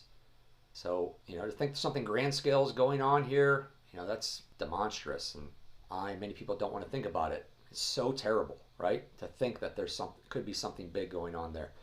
But two things. One is, even though it's so terrible to think, it doesn't mean that it's not true. There's many things that we don't want to be true that end up being true. And we know that there are bad people out there and really bad people. Number two, until I see more proof of it, until more evidence comes out, I don't want to believe that it's more widespread. Maybe that's where you're at too. But we should at least acknowledge that this does exist. It's bigger than what we initially thought. And we should focus and unite around how the treatment of children should be the unified number one issue in the world for all of us. I mean, it should be absolutely number one. Hopefully this moment during this podcast makes you stop and realize and think about those numbers for yourself. All of this should be number one issues. There are many great causes out there that deserve supporting, but I don't understand how this is not number one. How do we not hear about this all the time? How are not so many resources and media and coverages not focusing on what we do know about this issue? Sometimes I imagine the TVs having a counter on their TV, just like they did during COVID of all the cases and all the deaths. That counter there to scare you. What if they had a counter of all the kids that go missing all the time? It's just sitting there in the upper right-hand corner of the screen. All the kids that go missing. Wouldn't that shed some more light on it? Maybe make people realize that we do need to focus more on there. But hey, I know this is really tough to talk about, horrific to think about. But if something is going on with the harm or the transport or the abuse of children on a mass scale or any scale, we need to know. Whether we want to know or not, no matter how bad it is, we need to know. The choice is ours to know, and we need to know. Too many kids are getting harmed. A couple resources you can look at this for more. There's a film, Sound of Freedom, another film, The War on Children, also Out of Shadows. Those are in the show notes. Those are good ones to help you see if you want to dive into this more. But again, this is a small amount of what Q talked about. Getting back to the exposure of corruption, the main area. Do I believe corruption, money laundering, backdoor deals happen? Yeah, of course. You bet I do. And I bet we all do to some extent. We sometimes see stories come out. We know it's widespread. There's an organization called Transparency International that puts out a corruption perception index. 180 countries, 0 to 100 scale, with 0 being highly corrupt and 100 being very clean. And almost 70% of the countries scored below 50. There's a lot of corruption out there. Some people also get very curious on how cameras fail a lot of times at the time of a crime, or there's a glitch, or there's practice exercises going on when something big happens that confuses people. The Brooklyn subway shooting, Epstein's death, Uvalde shooting, 9/11, 7/7 in London. Like, just weird stuff happened right when a big event happened. And that just seems to be a pattern. So I don't know. I don't know if it's real or not. And hey, I see both sides. I get that, conspiracy theorists, they think that everything's a conspiracy. Anything that happens as suspicious is a conspiracy. Well, we know that's not true. Everything that happens is not a conspiracy. However, that does not mean that nothing is a conspiracy, because that's also not true. We know that people and institutions and countries sometimes do conspire behind closed doors for their mutual benefit. We know that. That's been happening since the dawn of time. One last resource I'll point you to is an article that, for me, did by far and away, a whole different level of an amazing job of summarizing the topic of QAnon without getting scary or creepy or dark. It reads just like an article you would normally read on the front page of a newspaper or online news market. It was very easy to read, and I truly feel all of you would relate to it in some various ways if you do read it and start to understand more of what Q is and how it's just a thing. It's not necessarily a creepy thing. It's just a thing. So I'm going to put that out there. And now here we are in 2025, and the same media that told you Q was a cult is now quietly admitting that the Biden family has very suspicious, very corrupt allegations towards them, and a lot of things seem to be getting turned around on them through a legal framework, because that's important. It's got to be done by evidence in courts. It must be done through the court of law. So many times the courts now are ruling in the favor of Trump or in the favor of certain things that he's doing, his powers. And it's not just the Supreme Court. It's not just those 9 people or 6 of the 9 or 5 of the 9, whatever you want to think. It's a lot of different courts. But it's so true that all this does come through the court of law, because anything that is just and true and that is sustainable, that will last, must be by we the people's court of law and not by any one person or group of people's vengeance or motive. We are a country of checks and balances, transparency, and governance by we the people. All right, getting into politics, where we the people do rule. Unfortunately, where we're at today is we no longer believe our elected representatives will represent the will of the people, or their elected officials, or really us at all. Distrust in Congress has never been higher. I think it's like 90%. 90%. We do not believe. 90% of us do not believe that Congress is doing well. And as I talk about politics, I want to insert here, maybe I should have inserted it earlier, a little bit about where I've come, because I'm a great example of what I say objectivity. And I'm not trying to be cocky by saying that, but I disliked Trump up until 2020. I still don't really, I'm not like a fan of him. I'll tell you that here in a minute, but I was frustrated by him. I didn't vote for him. I was really on the other side. I mean, my voting record when I could vote was all Democrats. Al Gore, John Kerry, Obama. Obama's second time I did break. I didn't like what he was doing there.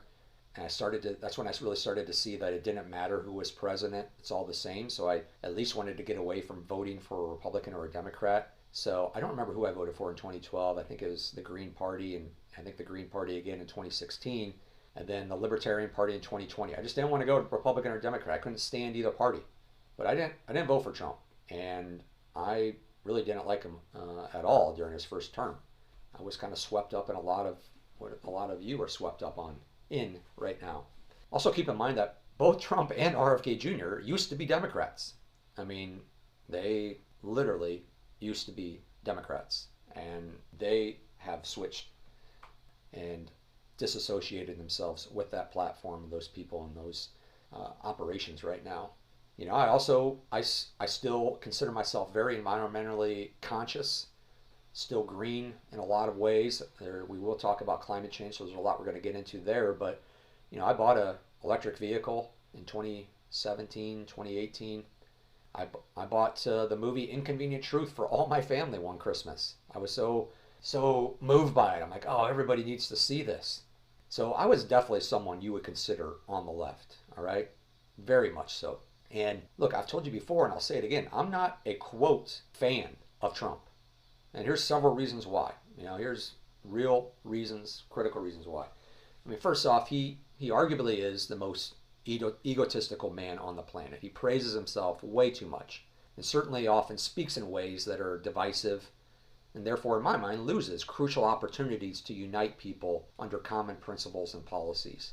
Another thing I don't like him, I don't like his name calling. And I know he uses it as a strategy to rattle the other politician in a political game. I get it, and in the political game, almost anything's on the table. But still, I don't like the name calling, the meanness, and I don't like anybody being mean towards him either. I don't like Trump, or a lot of people who say he can do no wrong, thinking that any judge who rules against Trump must be removed. Like, oh, they're an Obama judge, they must be removed. I believe that we are a nation of checks and balances, and that the people in our courts want to do the right thing and want to do things according to the Constitution. I will say the Supreme Court did decide late June that random judges cannot issue nationwide injunctions. So there could be an overstep of power there, it sounds like it. But I want to believe in our judicial system and that they do have the Constitution best at mind. So I don't like Obama appointed judge or Trump appointed judge, any of those words. Another thing I don't like about Trump, he talks about the Golden Dome or the Iron Dome, whatever you want to call it, this missile defense system we want to create. To me, we should be working towards peace, world peace, and also logistically. If a bold country really wants to try to attack us, they're going to find a way. I mean, let's not forget that for 19 years, the war on terror was public enemy number one, and there was all these different ways they attacked us then. And of course, each time, many of our liberties kept getting taken away. Up until COVID, then COVID kind of became the enemy rather than the war on terror, where more of our liberties got taken away. And now climate change has always kind of been there, but it's always kind of been a close second of whatever the big one is of the day. Another thing I don't like about Trump, he always says great things about Bibi Netanyahu. I don't think Bibi's a good guy. There's a lot there that you can learn about him. I don't think a lot of actions that Israel's taken right now is looked at favorably in humanity's court of law. We're going to talk about Israel here a little bit later. Though to be fair, I do have to admit that most all politicians hold that loyalty and public praise towards Israel and Bibi. So that's a strange thing, right? Like, why are politicians so disconnected to us in that way, especially when it comes to Israel? I don't like how Trump praised the vaccine so much. I do think there's a lot of data showing a lot of issues that people have had with the vaccine. Though, again, to be fair, on the other side, I do see that having it come out so quickly did allow us to get back to regular life in a really relatively short amount of time, 1 or 2 years, versus what some people were saying we could have been locked down for 7 to 10 years or much, much longer if we hadn't expedited it yet. And to think about a lockdown, worldwide lockdown for 7 to 10 years, I mean, that's pretty dark. Another thing about Trump is I don't like, the way he talks about fake news and things like this. I don't necessarily like that. And really, his whole first term, I remember arguing with my uncle a lot about things he would say and how there was articles that talking about the number of lies that Trump would tell over and over. And I remember telling him, like, fake news, that doesn't make any sense. What does he mean, fake news? I told him, yeah, I agree that the news story couldn't be presented with a slant. I didn't know that. But what was presented in the article, was it actual lies? Was it fake? That didn't line up with me. But in podcast episode number 1, we did show that some of the news truly is literally fake. Like that article about the ghost of Kiev, some of the pictures about monkeypox were fake. They weren't monkeypox videos or pictures at all. There's like a video of people claimed to be storming the Afghan airport that was taken from a sporting event, I think in Dallas. So yeah, some of that news is actually fake. Definitely the way they choose words, especially with headlines, they touch on and trigger our emotions, which real news should be unbiased and just reporting on the facts. But, a good example was they tried to vilify Joe Rogan for having opinion on COVID and saying he wasn't a doctor, but they would praise Bill Gates for having opinions on COVID when he's not a doctor either. So I see both sides there. But yeah, I've never been a big fan of Trump.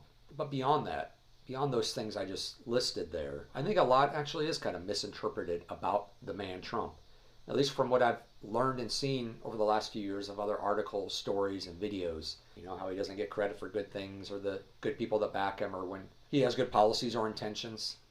I'll just say I simply just have respect for him as the president and respect for the courage he's shown after getting shot at, after getting indicted multiple times during an election campaign, after getting his house raided, after putting up with sensational, often negatively slanted headlines constantly about him broadcasted out throughout the mainstream media. He has all the money in the world. He has properties all over the world, grandkids, great, beautiful family. And for him to be putting himself through this, at a minimum, he's earned my respect for his passion in that way and his work ethic. Kind of like what I say, Michael Jordan, LeBron James. I mean, whether you like the person that they are or not, you kind of have to respect them for the profession that they play. I mean, they are really good at what they do, playing basketball. Doesn't mean that you have to like the person, but similar thing here is Trump. When you talk about like person versus villain, because a lot of people look at him as one or the other, saying Trump is bad, Trump derangement syndrome, that's real. Anything defined as a condition where objective thinking or rational judgment are entirely consumed by extreme hatred, and where logic and reason are compromised by biased data set, false propaganda, that is a derangement syndrome. And then you just tie on whatever the first word is. In this case, it could be Trump. You could also put that on other people. And it is important to know it is other people. It's not just him. If you are believing 100% of any one side, then by definition, you are hypnotized by that one side. Thomas Sowell, classic Thomas Sowell, he puts it perfectly in that people who hold irrational hatred towards Trump and insist he can do nothing right, those are stupid people. Just like people who hold irrational loyalty towards Trump and insist he can do nothing wrong, they're also stupid. Those two extremes are easy to spot. Intelligent, informed people do not judge Trump from a position of emotion or obedience, but rather on his merits. When he does something positive, he deserves praise. When he does something ill-considered, that holds destructive implications for our nation, he deserves condemnation. And really, this is the position that should be held not just with Trump, but with everybody. We should believe in universal meritocracy. Every person must earn respect through their actions and applied wisdom.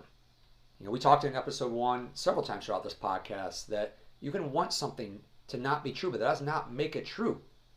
We're also talking about the flow of information in episode 1 and episode 3, not blindly accepting or blindly dismissing anything. So again, you cannot be 100% against whatever he does or says and think that he has done 0% good. You cannot blindly dismiss him, roll your eyes, or get angry every time you see him. Just like the previous 4 years, a lot of other people who are on the other side, they would hate it, things that Biden did, and they would really be against almost everything that he did, and would complain about him. But the people on the other side would roll their eyes, and they would think, oh, those Trumpers, they're trying to make a big deal out of nothing. They're just crazy right-wing extremists or lunatics. Like, it's the exact same thing, folks. Stop fighting in the exact same way with each other.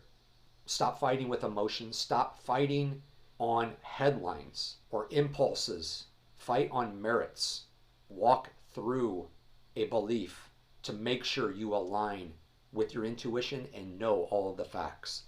It's just not accurate to say that everything Trump did or said was bad, or everything Biden did or said was bad.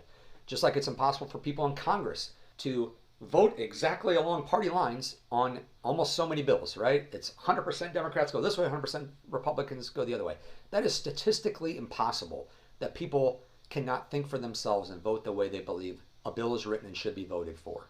Just like it's impossible that every single Democrat felt that it was right not to stand for certain efforts at the State of the Union to honor Lincoln Riley, who was killed by an immigrant, or DJ Daniel, a kid with cancer. You can't stand for those people to just give them a moment of recognition with their parents. And in the case of Lincoln Riley, that's embarrassing. Or you can't even contact the mothers who lose children to illegal immigrants or gang members, especially mothers who come to White House press briefings. And then I guess most of all, then you can't go out and say that, accuse someone else of being insensitive, right? Trying to rail against Trump of being insensitive when you're literally sitting down, not able to stand up and just give a round of applause for a kid surviving brain cancer so far. I mean, come on. Where are we? Where are you? Just like it's impossible that every time a Republican state legislature approves a redistricting effort, that it's a scheme to rig the elections, or every time a Democrat state legislator approves a redistricting, that it's to maximize fairness, or vice versa. They all say the same thing, right? It doesn't matter who it is. Whoever is talking about it, they're going to say their reason is to maximize fairness. Whoever's opposing it, they're going to claim the other side's trying to rig elections. It's all the same, folks. Stop fighting over it. Unite around we the people. And just like it's impossible that, especially in the early days of the war on terror, every time certain things would happen with efforts by the USA and the Allied forces, that people on the ground in those native countries would say that civilians were killed, but official reports would always, from the militaries or the governments of those Allied forces, would always say, oh, there was no civilians killed, right? Every single time. Really, every single time somebody's lying, every single time someone's telling the truth, there's always more to the story. Read through the lines. Don't get caught in the headlines. Don't align yourself so strongly to one side or the other, because they are bound at some point to disappoint you. In the show notes, I'm going to put a lot of acts that DJT has done. There's a lot of good acts that people have documented and wrote about. I'm not going to read them here. This isn't about him. This is, again, about the flow of information and politics. People thinking that he's just about the rich and his tax cuts only benefited the rich. Well, here's an article from the Yahoo and the Hill that said his tax cuts actually benefited middle working class Americans the most. We brought home a lot of American hostages under Trump that were detained abroad, and it doesn't seem like we paid anything for it. I don't know how he negotiated it, but we've done a lot more of that than Biden. He should deserve credit for that. You look at sporting events or arenas, events of all types, especially military gatherings. Trump gets huge praise from these places. I mean, huge crowds cheering for him. Most importantly, there's a video of the families of the Afghan 13 who were killed when we did the withdrawal there, praising Trump and putting Biden and Kamala down. Now, sure, they just lost their loved ones, and they're going to be tough to do that. But as we all know, military families, especially when they lose loved ones, they don't go and try to play political games. All right, they try to keep quiet. It's about honoring their child. And getting in the political arena dishonors them, because we've just seen how dirty the political arena is. So I don't question why they did this, but the fact is they did it. So don't think that the military hates Trump. I mean, there's links here you can see and show. It's just not the case. Then it comes to RFK. Again, he was a Democrat. He switched over. If you haven't listened to RFK's full statement on why he chose to endorse Trump, you should find time for that. I mean, it is a great speech. He does not talk like a nut job. I know the mainstream media and a lot of outlets try to paint him as a nut job. He does not talk like that at all. I mean, he comes from a family that's been attacked in so many ways for so many years. And especially when you hear him say, in the context of his dad, RFK, and his uncle, JFK, many of us liked both of those, especially JFK. He's one of the most popular presidents ever. And I have clips in the show notes about RFK Jr. talking about how the Democratic Party has changed since those times. It's not the same Democratic Party. There's another clip I have about RFK Jr. talking about secret societies and how much his dad and his uncle hated secret societies and the danger to America that secret societies held. And a lot of this movement going on right now, I feel, again, we the people, is about exposing those secret societies, exposing anything that gets decided in secret, and exposing those that rule behind the curtain, all those shadow forces. Both ex-presidents, JFK and Ike, they talked about the same infiltration of our government from within. They knew, both of them knew. There's good clips here as well that I'm putting in about that. There's a lot of similarities, folks, between JFK and Trump. I know you may not want to think it. I know you may roll your eyes when I say that, but both of them challenged the intelligence community. Both of them have exposed the hidden power structures, that secrecy that exists. Both of them have plans to dismantle that system. Both of them threaten the military-industrial complex. They don't want endless wars. They resisted wars. Both of them were betrayed by their own agencies. Both were relentlessly targeted by the media. Both were marked for removal, really, by any means necessary. There's a lot of similarities. And let me just frame it in a different way. Imagine this, all right? Imagine you are taken back in time. You got a time machine, and you're back there November 22nd, 1963, or really actually the days after November 22nd, 1963. JFK did not die in the streets of Dallas that day. He survived. Somehow he survived. The bullet missed. They saved him. Whatever. He survived.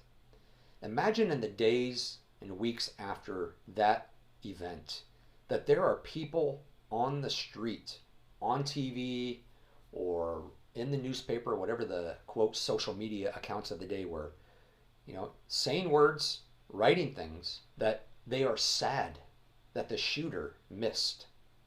Imagine that.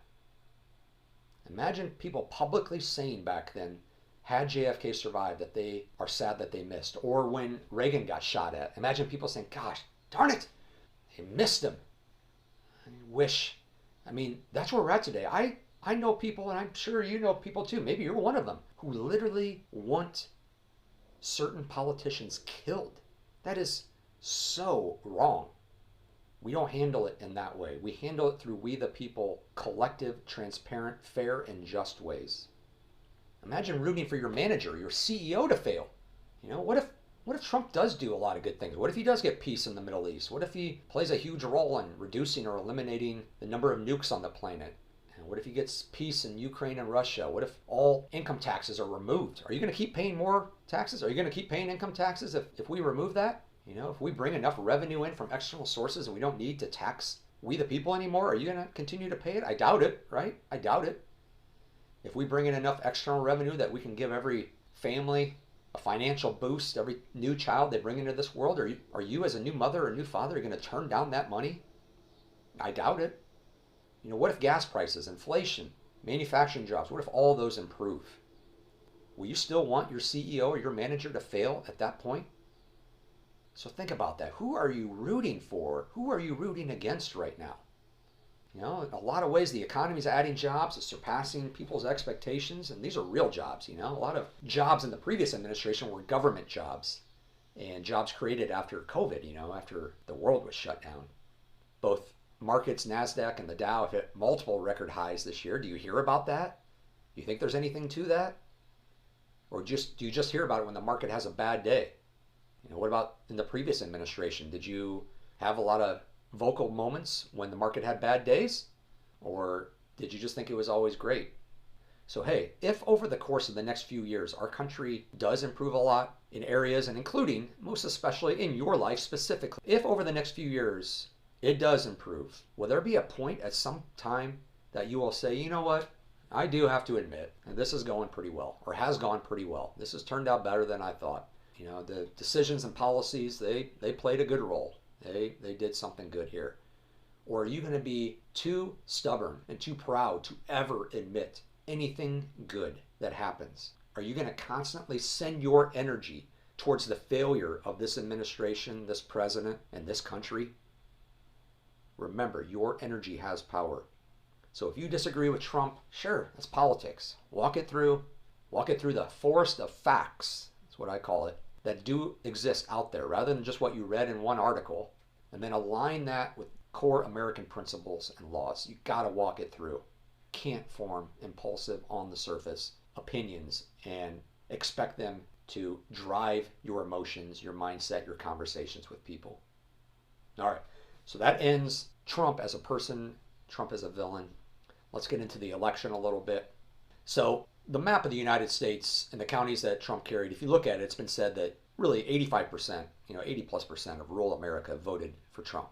So if you're bad-mouthing DJT every step of the way, you basically are really out of touch with rural America, or you're telling rural America they're a bunch of trash, they don't know what they're talking about.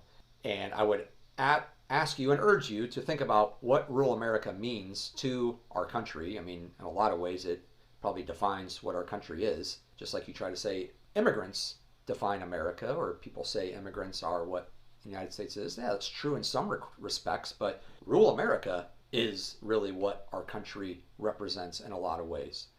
Don't believe that a lot of people who voted for DJT regret it. Only 2% regret from what poll is out there, and that was a mainstream poll. A lot of what's happening right now, the majority of the Americans knew was going to happen and wanted to happen. They didn't quite know how, but they knew things had to get fixed. The New York Times actually put out an insane map that showed the strength of the movement, in that over the course of 3 elections that Trump has been in here, that he has improved every time, all 3 elections, in 1,433 counties across this country, while Democrats did the same in just 57 counties. 57 counties versus 1,500 counties. So I urge you again to think about beyond your bubble, your space, into a broader perspective of civilizations, societies, ways of life, and try to understand the other side. I mean, that's so important, to understand the other side as you go through life, whether it be business, relationships, anything. Biden, I don't want to get into it. I don't want it to really be a Trump versus Biden things. I mean, there was a lot about Biden that was disappointing as a person. I guess a lot of us, myself included, we made fun of George W. Bush so much for being kind of a bumbling idiot, but yet so many people could not do that with Joe Biden, and certainly the mainstream media couldn't do that either until after the debate. And of course, everybody turned on him and said that he wasn't fit anymore, when all those warning signs were always there. They just ignored them. They didn't want to admit them. Then they push in Kamala, without any votes, yet somehow they say they're the party that is all about honoring democracy. Biden and their administration, Obama, they did things that are unconstitutional as well. It's not just Trump. You try to think he's the authoritative one. Obama had this kill list, this drone kill list, sending troops into other countries without congressional approval. Biden forgave student loans after the Supreme Court said no. He even said one time that the Supreme Court tried to stop me. I mean, that's kind of funny, saying that you literally are fighting the Supreme Court. Again, courts should never be an issue. They should be neutral. Biden and his administration tried to force businesses and effectively force people to take a experimental drug or gene therapy that was positioned as a vaccine. Biden tried to force NIL payments to be equally distributed under Title IX, where the Secretary for the Civil Rights Commission said that did not have credible legal justification. It's now well known that the Biden administration forced social media companies to censor people. I mean, by any account, that is authoritarianism. The Facebook CEO, he regrets caving to that pressure. We, the people, know it's not right that our government secretly worked with powerful institutions to tell them what information to control and what to keep out. I mean, again, that goes against everything that we've been talking about here when it comes to big government, secret societies, or censoring us. We fought a revolution to rid ourselves of those forces. So to me, it doesn't matter who's doing it, person or party, align with fundamental principles. Hunter Biden, I think I'll just say that was definitely handled differently than if it would be Trump's son. He admitted to giving a lot of his money that he made had to give to his dad. There was texts, there was court documents that said he had to give money, kickbacks to his dad. Imagine that if that was Trump's son saying that, the uproar that would occur for there. Imagine if one of Trump's son had a laptop that got found and had a lot of information about his business dealings and his dad, and the mainstream news tried to cover it up and say it didn't exist, especially right before the election, dismiss it as Russian disinformation. That's not right. It's not right no matter who it is. And finally, in March of 2022, the New York Times finally had to admit that the laptop was real. They tried to play it down and didn't say it had any incriminating evidence or shouldn't implicate Biden in any way. But would that really happen if that was Trump's? That's tough to say. If you're being really impartial, it's hard to make the argument that it would have been handled the same way. There's also a lot of evidence now coming out that a lot of banks really raised a lot of red flags with their dealings with the Biden family that were not looked into by the courts or Congress or swept under the rug. And then when it comes to, women, especially, women, I'll just say this, we all know Trump has a history there. It's inexcusable, and certain comments are inexcusable, very bad. No excuses for those. Cannot look at or treat women in that way. But let's also recognize that, society, I guess, we live in a society that bought 80 million copies of 50 Shades of Grey. So we kind of have a hypersexualized society right now. And there was a lot of stuff going on with Joe as well. And this was actually towards children.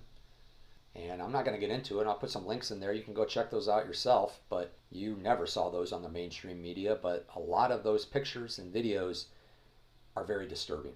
And these are public places. These are not secret videos. This is during press conferences and stuff. So again, it should not matter who it is. The action should be justly looked at and judged. The truth always comes out in time. Who knows how it's going to get played out, but through the courts, through evidence, the truth will come out. Unfortunately, it does not look like Joe Biden might be around to survive these court proceedings with his latest illness.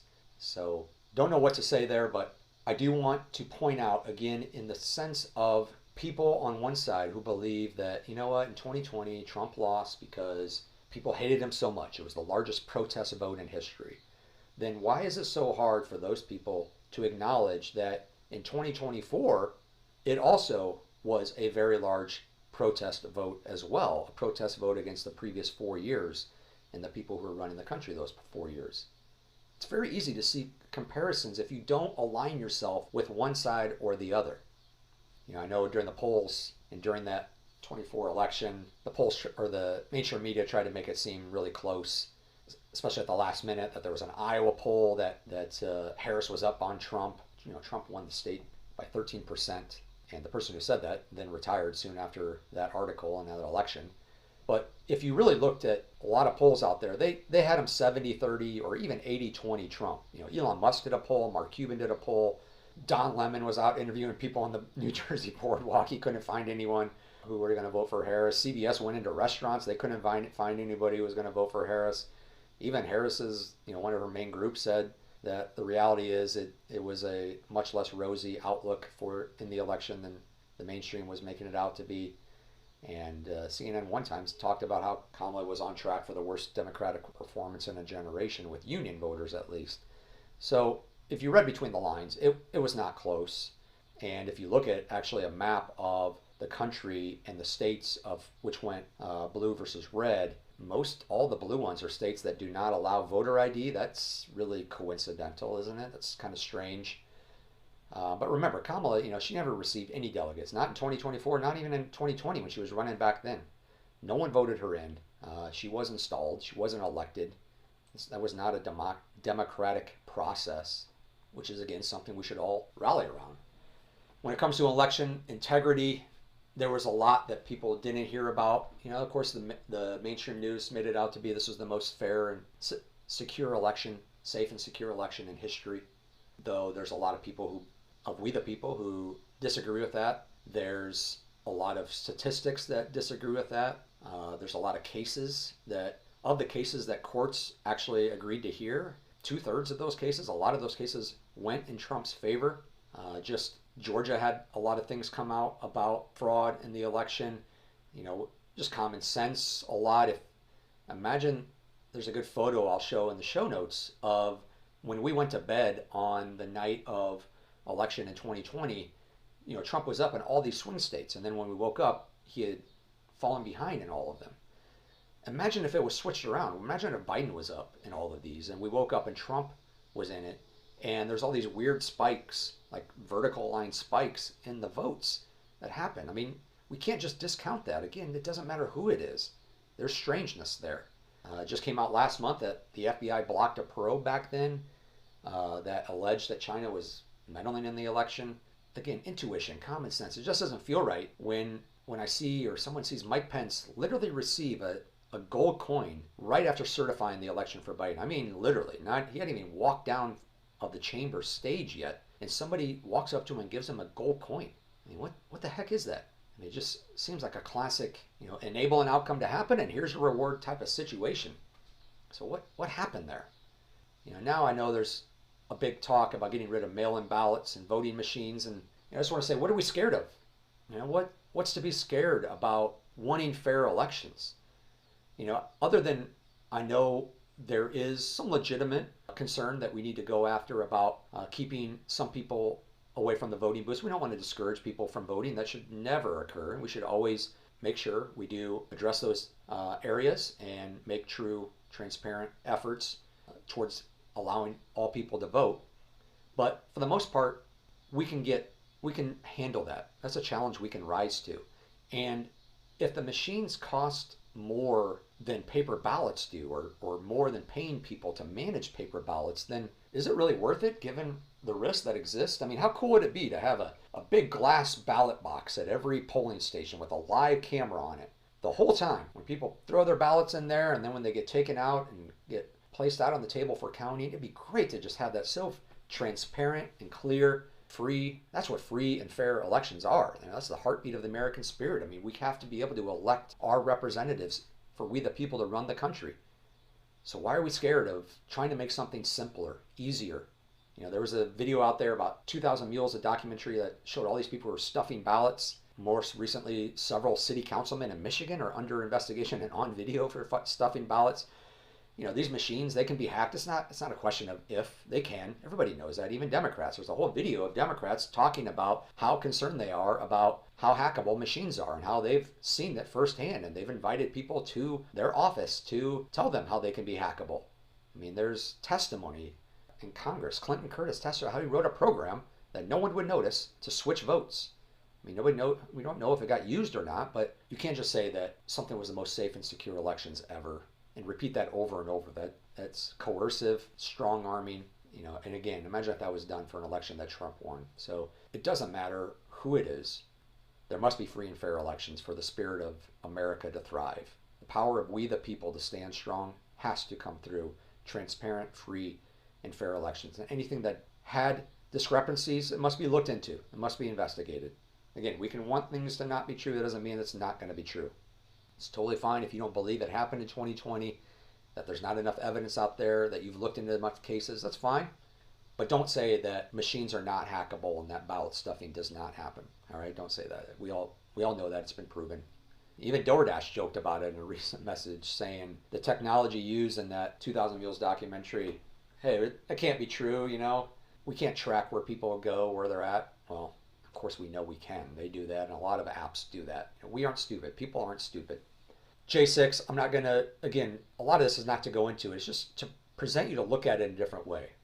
If you want to look at real video, real quotes on that day, that helps. I and everybody, we're all for peaceful protesting. You don't think if they thought an election was fraudulent, they wouldn't support people peacefully protesting? Of course they would. But, causing violence, that's a different thing. But are you sure, and do you know who those people were? Have you watched all those videos? Have you done the grand jury investigation yourself? I mean, I've barely done a job of looking into it. And I am fairly convinced that the agitators were strange people, discreetly, weirdly dressed people And I don't know what their motives were, where they came from. It looks really strange. Also, I hate, any hypocrisy, and we have to unite around consistency, right? You can't say protests are fine if they are against Trump or if they're for left's causes, right? Even if they look like they're kind of out of control. You can't say, oh, that's mostly peaceful.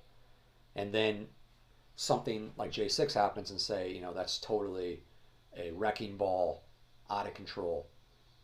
Protesting peacefully is a part of America, big part of America. All right, more towards the present day. I know a lot of folks are upset about Elon, even though it's kind of faded away. I don't trust Elon. He talks a lot about AI, brain chips, things like that. I don't trust Elon. But to say that nobody elected Elon, which is a big catchphrase several months ago, actually, he was very present on the campaign trail. I mean, a lot. So they kind of did elect him. And we, the people, definitely did elect someone to root out, find, and see any waste that occurred in the federal government, any fraud, abuse, any waste. We wanted to find that. So again, those efforts should be looked at with objectivity rather than a headline.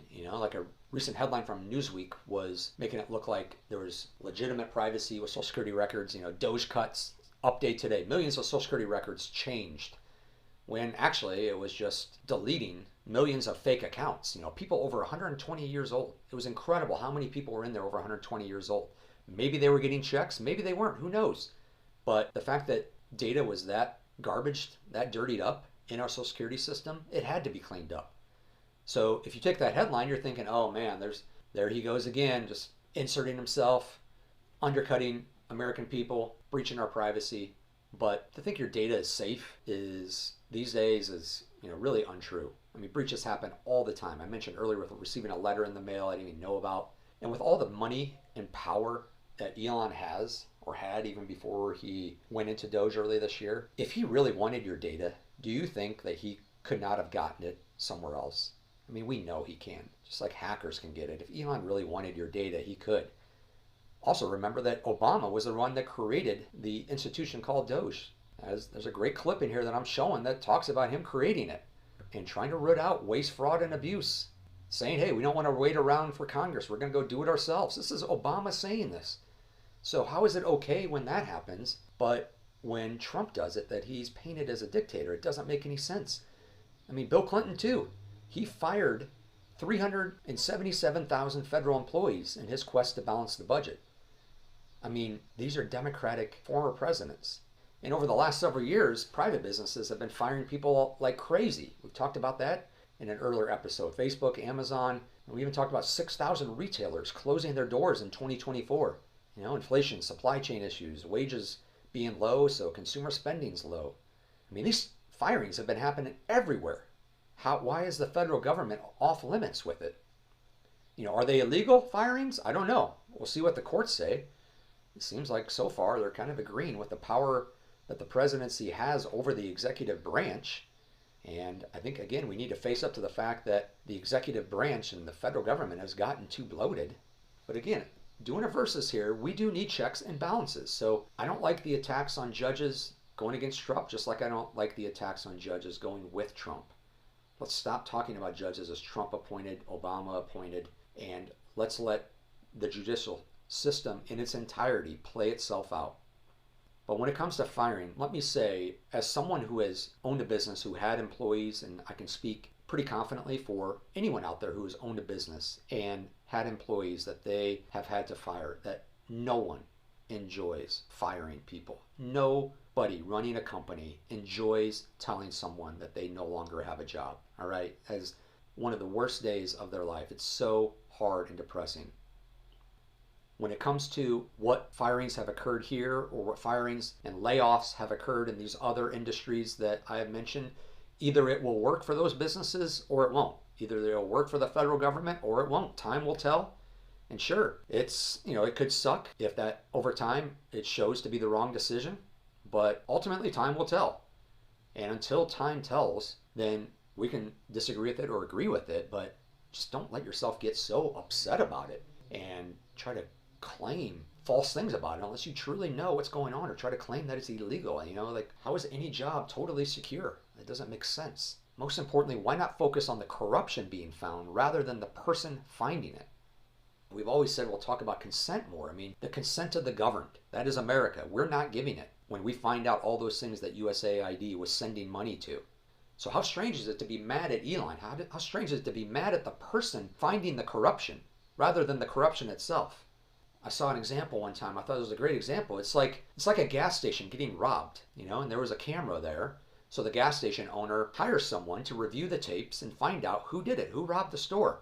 Once that company finds out who did it, who robbed the store, the gas station owner gets mad at that company. Rather than getting mad at the thief, they get mad at the person who reviewed the tapes. It makes no sense. Same thing here, folks. Focus on the corruption. Don't allow them to divide you on the noise. Don't allow division.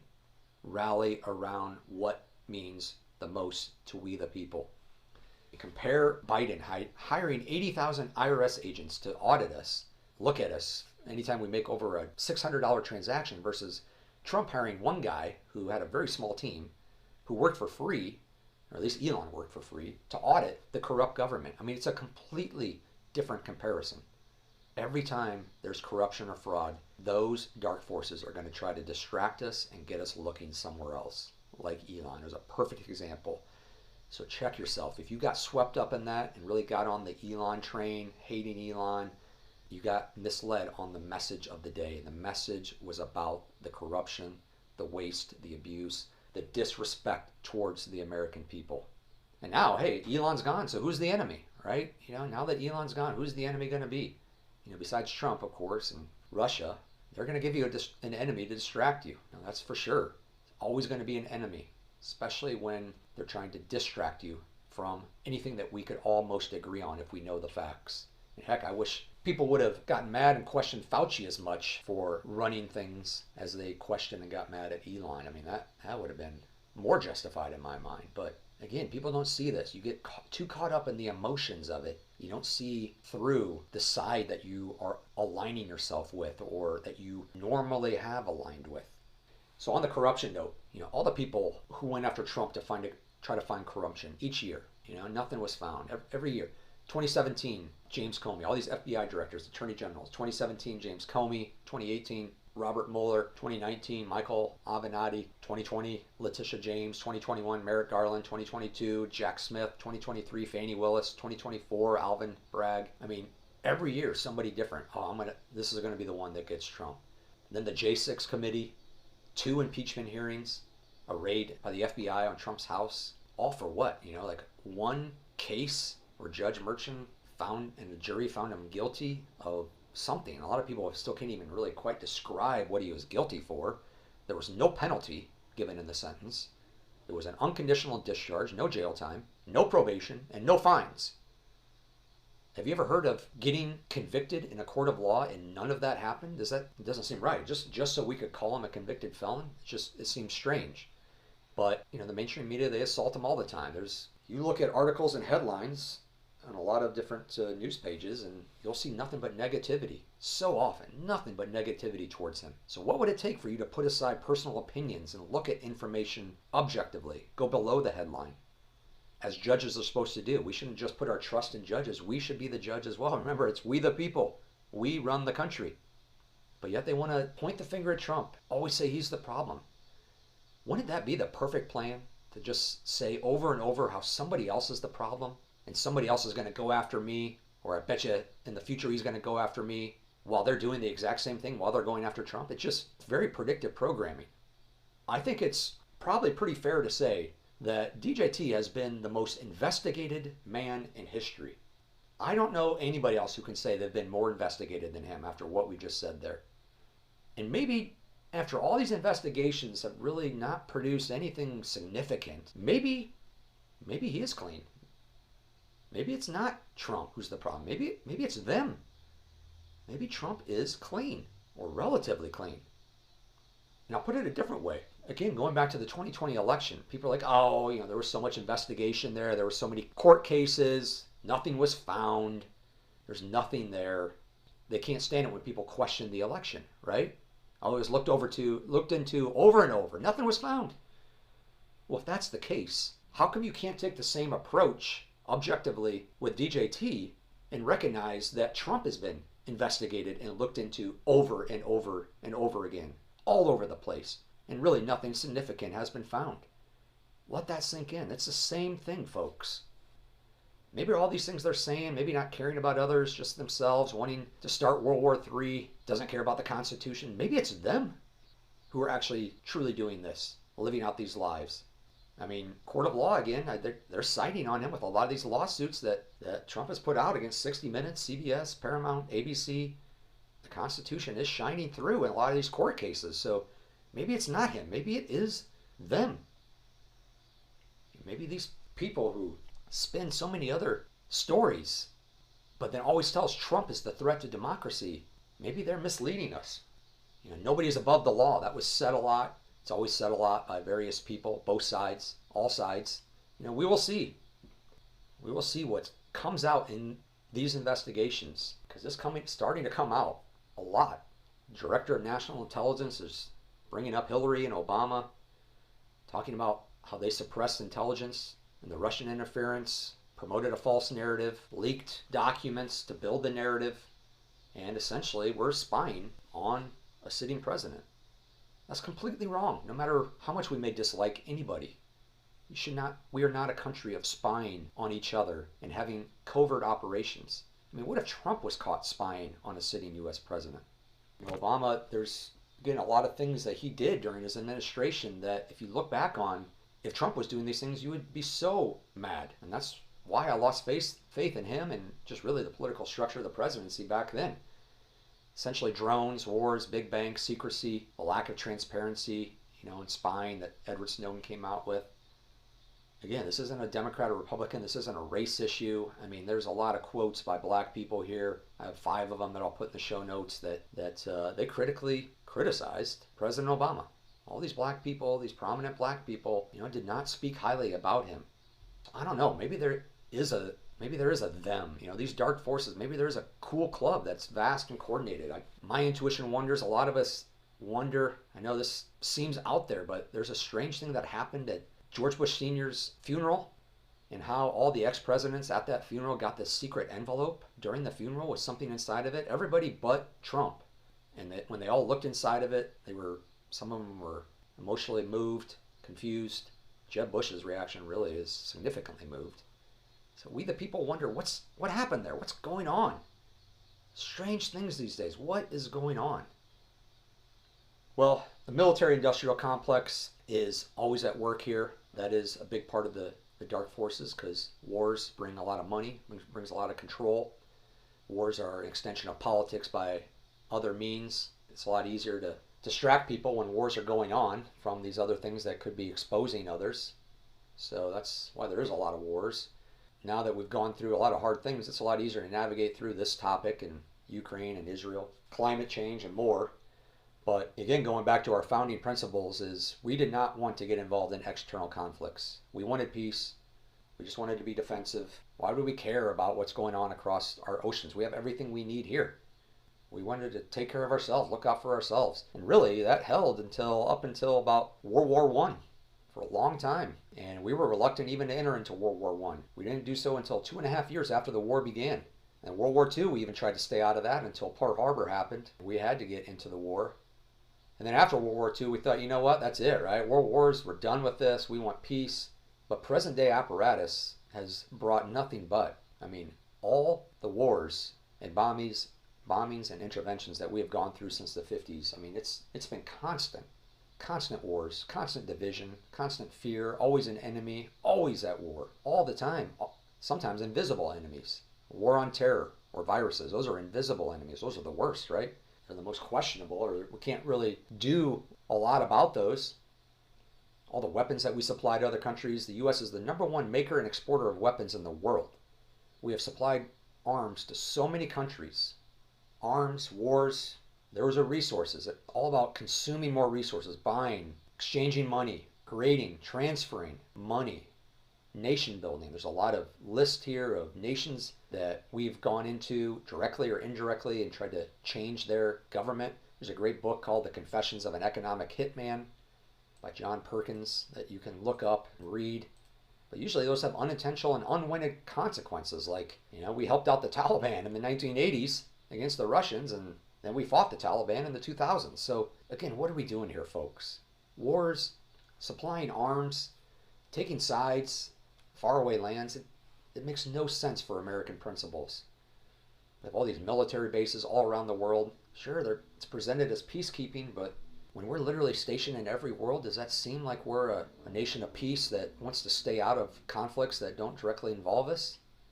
But hey, sadly, there is no profit in peace. And we don't even know how to define peace. Depending on which country it is, we'll position it as the price of democracy versus genocidal, or a right to self-defense versus provoking, invading. Like, it doesn't matter. It's just whatever the headline, whatever news wants to frame it as. All killing is bad. And in a military industrial complex modern day, we now have directed energy weapons, which I don't know what to believe, how often they're getting used. You don't have to believe that they're getting used, but hey, you do have to admit that they exist. It's not anymore that they don't exist. You don't need a savvy link to prove this. There's a lot of research that will show you that, but in the show notes, I'll show you a paper from 2003 from a lieutenant colonel in the U.S. Air Force that talked about it. And then also a press conference where the Pentagon admitted that directed energy weapons are real. So we're entering dangerous territories, folk, if these militaries are not looking out for the best interests of peace and of the people that they represent. So it's no surprise that soldiers get confused on what they're fighting for these days. Not to mention forgotten about in a complex medical and civilian system when they return to civilian life. We talked about farmers earlier. I mean, veterans, there's a big movement on 22 a day, 22 suicides a day of veterans. And let's be real in how the support of and care for our veterans should be unanimous top focus areas for us. There should be no one who goes against no one who pushes back on that. That and the children, like we talked about earlier. And of course, ensuring clean air to breathe and clean water to drink, because that affects every single human being, but definitely veterans. Much respect to veterans. You all should get discounts and preferred treatment on services everywhere you go. Policemen, firemen too. Thank you for what you do. All right, going into Ukraine. Going through this, there's a lot more to the story than what's on the surface as usual.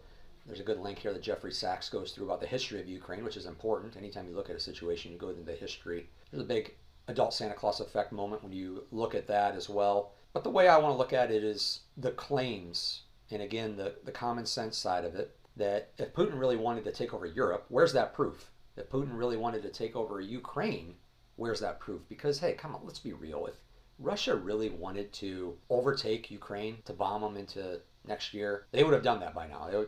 You'd basically be seeing Ukraine that kind of resembles Gaza right now, which is horrific. But we're not seeing that in Ukraine. Does anybody think Russia's fighting as hard as they could? Much respect to those people who are fighting on both sides. War is terrible. But if Russia really wanted to invade Europe, they'd be doing things a lot differently than they are right now. It's been 3 years. Right? They don't want to take over Europe. They don't want to take over Ukraine, from my opinion. They keep calling it a strategic military operation. And what they've mentioned is they wanted to do things like take out some biolabs that were jeopardizing their security, being right next to them.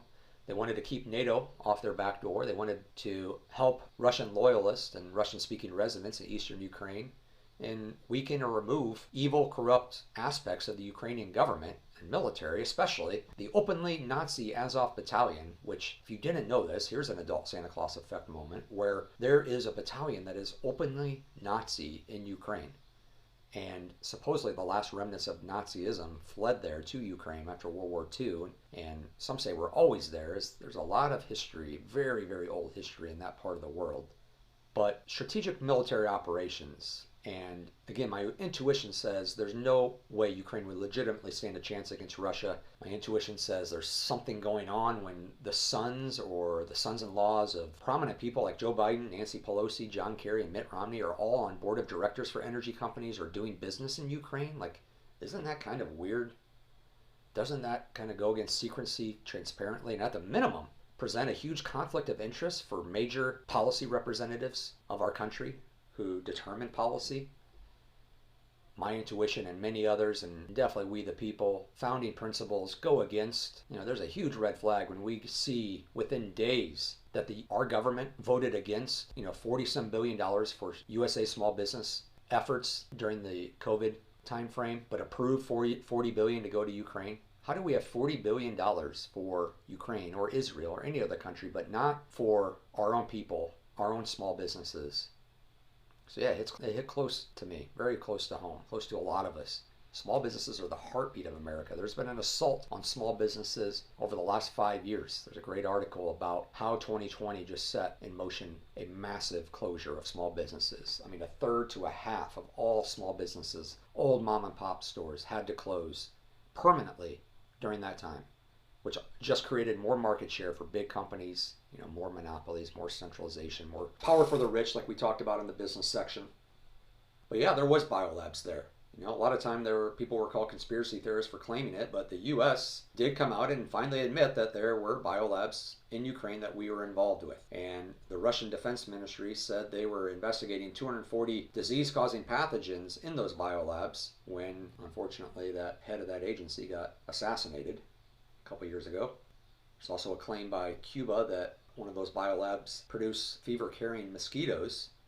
And we also know that mosquitoes are getting modified right now to be genetically engineered in various ways. Again, this is all not misinformation. This is more information. These are all things you can look up yourself.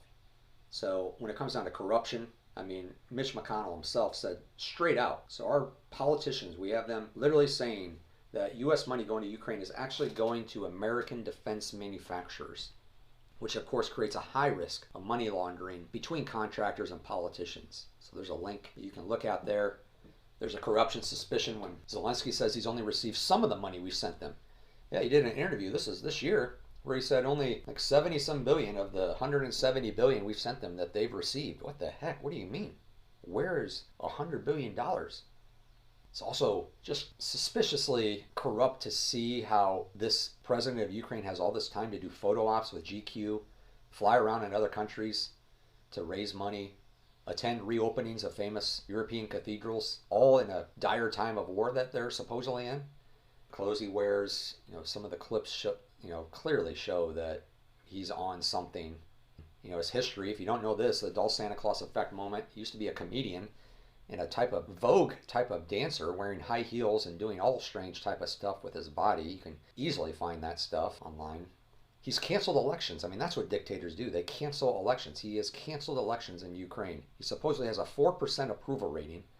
And there's videos I'll show here of his army snatching people off the street or from their home to make them go to combat. That is scary, authoritative dictator stuff. That's the country of democracy and the leader we're protecting. That's harsh. We should only be going for people who are looking for peace here. Anybody who's not calling for peace here, you need to question them at this point.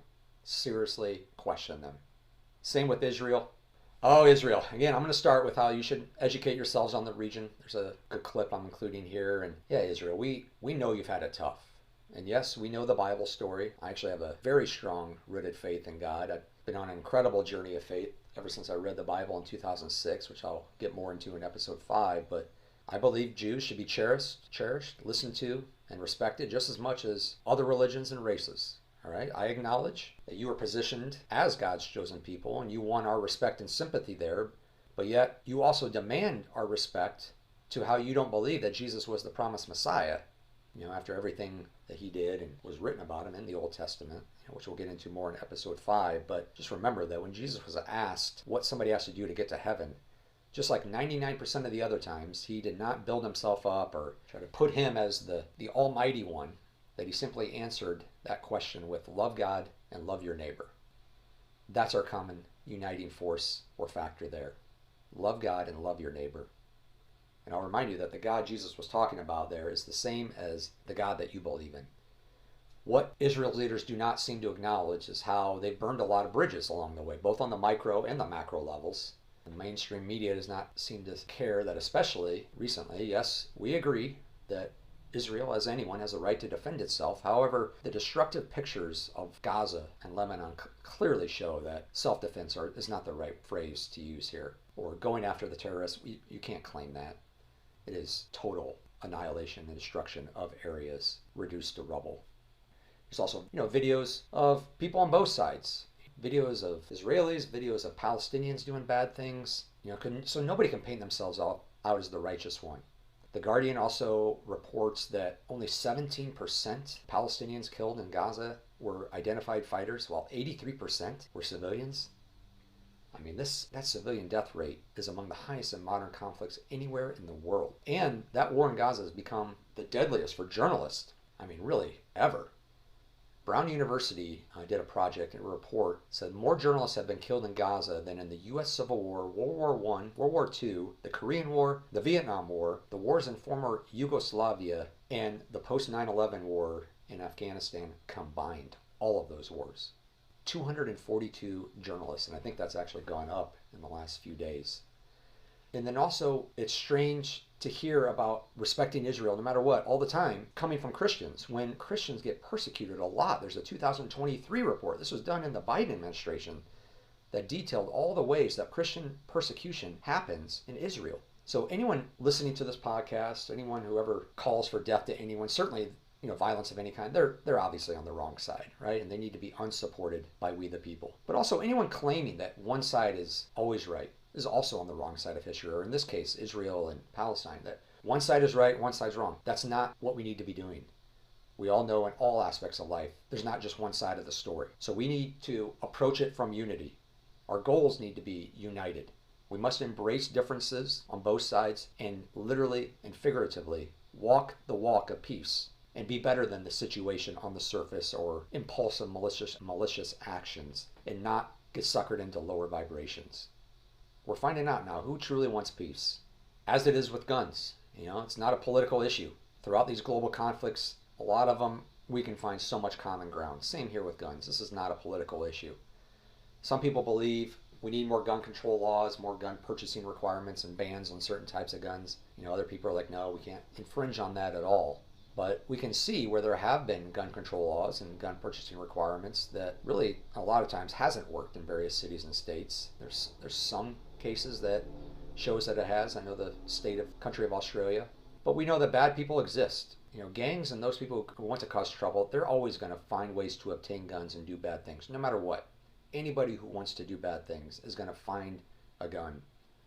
Every citizen on the planet deserves the right to defend themselves, right? We just talked about that with Israel, just like everyone else, against any true violent crime or runaway tyranny that's right at their doorstep affecting them. Our founders knew precisely why the Second Amendment was such an important aspect, an important confirmation of the universal natural right to self-defense. It wasn't about hunting deer, it was about keeping our freedom from tyrants. Everyone has a right to have a weapon and defend themselves. The Adult Santa Claus Effect moment here in guns is, how we talked about earlier, a lot of mass shootings have weird facts about the case, but that we talk about gun control, but everybody we defend right now is defended by guns, right? I mean, we defend our president with guns. We defend congressmen with security detail that carry guns. We defend governors with guns, celebrities, sporting events, jewelry stores, banks, some office buildings, courts. Everywhere we go that needs protection is protected with people with guns. Therefore, we all have that right. We know that. We see that all the time. It's also troubling when coverage is inconsistent. Certain shootings will get a lot of press coverage, be called mass shootings. Certain ones won't. Sometimes it seems to follow certain narratives or who the shooter was or the demographics of the shooter. The story will get buried or won't even get covered at all. Or the location. If it's in a city that has shootings all the time, mass shootings all the time, some of it never even gets reported to begin with. So again, keep all of this in mind. Have a well-rounded opinion when you try to get excited about a topic. Even when it's a very emotional topic, even when the stakes are highest and something has just recently happened. Bad people do bad things. You can't legislate your way out of it. Just like all the people who die because of texting while driving, all these teens, I guess 11 teens die each day because of texting while driving. We can't raise the age of smartphone ownership to 21. When JFK was killed, nobody blamed the rifle. And, when it comes to background checks, on the surface that sounds good, but number one, who's the people in charge of those background checks? Again, if we're going to relinquish power to a select few that goes against we the people, governing our country, governing ourselves. Number two, if we're going to do background checks for guns, let's do it for immigration, for voter ID, for candidates running for office, everybody. Let's do thorough checks. So there's a lot here with guns. There's also a health angle. If you're someone who wants to hold gun manufacturers liable for shootings, then you better be just as vocal about holding pharmaceutical vaccine manufacturers accountable for injuries that occur from vaccines. Just like the war on terror, we cannot outlaw our way out of gun control. We cannot sterilize ourselves out of a health crisis. Those are not the right ways. Terror, fear, more dependency, division, control, that's not how we get out of it. All right, final topic, climate change. So that was mentioned as one of the big fear areas of the day. And there's a lot to climate change. And there's these things called principles of propaganda that have a lot of features that really share with other scares that that we've been through in our lives. Being fear-based, media saturating the topic with fear, data that's manipulated to show one outcome or the other, censorship of opposing views, being preceded by practice exercises that mimic that threat, claiming things that are later proven wrong, trying to make people appear crazy who counter the mainstream narrative, always saying that that other side is a threat to democracy, not looking at where the significant increases in wealth and power go during the solutions that are proposed for that issue, and how it always amounts to more government control, an increased amount of restrictions, laws, put on the public, on we the people, and reduced individual freedoms. The German health minister in 2022 talked about how climate crisis could introduce similar lockdowns like COVID did. That's the concern here. What will they take away from us in the spirit of, again, our own safety for the better of the planet? You may have heard now, in Nova Scotia, walking in the forest is now prohibited. It's a $25,000 fine. Came into effect a few weeks ago. Going to remain in effect until October, I guess. It bans people from hiking, camping, fishing, using vehicles like ATVs. People are not even allowed to enter the woods. They can't even walk in the woods. Somebody already got arrested. It was a veteran who got arrested. So that's the concern here, folks. What could they be taking away from us in the context of trying to say climate change is this next big enemy that we need to go tackle? The other main concern that really goes along with this is, how do we know that the weather, any weather patterns, how do we know what's causing it? And the reason is it's now very clear and very in the open that there is a lot of weather modification going on. That's no longer an if, that's not a conspiracy theory anymore. We know it's real. There's public websites and documents, it's very real. So you got to acknowledge that first. No matter how we want to say it, all the terms are the same. Weather modification, solar radiation management, geoengineering, cloud seeding, wind shearing, chemtrails, sun dimming, whatever. It's all the same. Just look up weather modification in Wikipedia. You'll get a lot there. There was also a coverage towards the CEO of Rainmaker. He was 25 years old, on mainstream news, talking about how he could use 1 pound of some material, some chemical concoction, to make 40 million pounds of water, a 1 to 40 million ratio. Chemicals that are in these things are not good. You hear about lead or copper or barium, aluminum. All these are heavy metals, which we know causes a lot of issues in human bodies. There's the North American Weather Modification Council. 9 U.S. states are using cloud seeding to modify the weather right now. It's official policy. So it's in Congress. There's so much here that I'm going to put into the show notes. Mainstream segments that talk about it, a lot of publicly disclosed things. So it's not a question of if it's happening, it is happening, right? So if weather modification is happening, how do we know when something strange goes on that really harms a part of our planet and the people who are living there? How do we know it was naturally caused versus through one of these weather modification acts?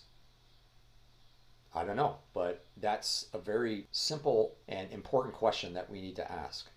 Again, always come down to common sense. The bottom line is that it is happening. And really, for thousands or millions of years, or whatever you want to think we've been on this planet, we have breathed air that is 70% nitrogen, 20% oxygen, a little bit hydrogen. And we've been just fine this whole time.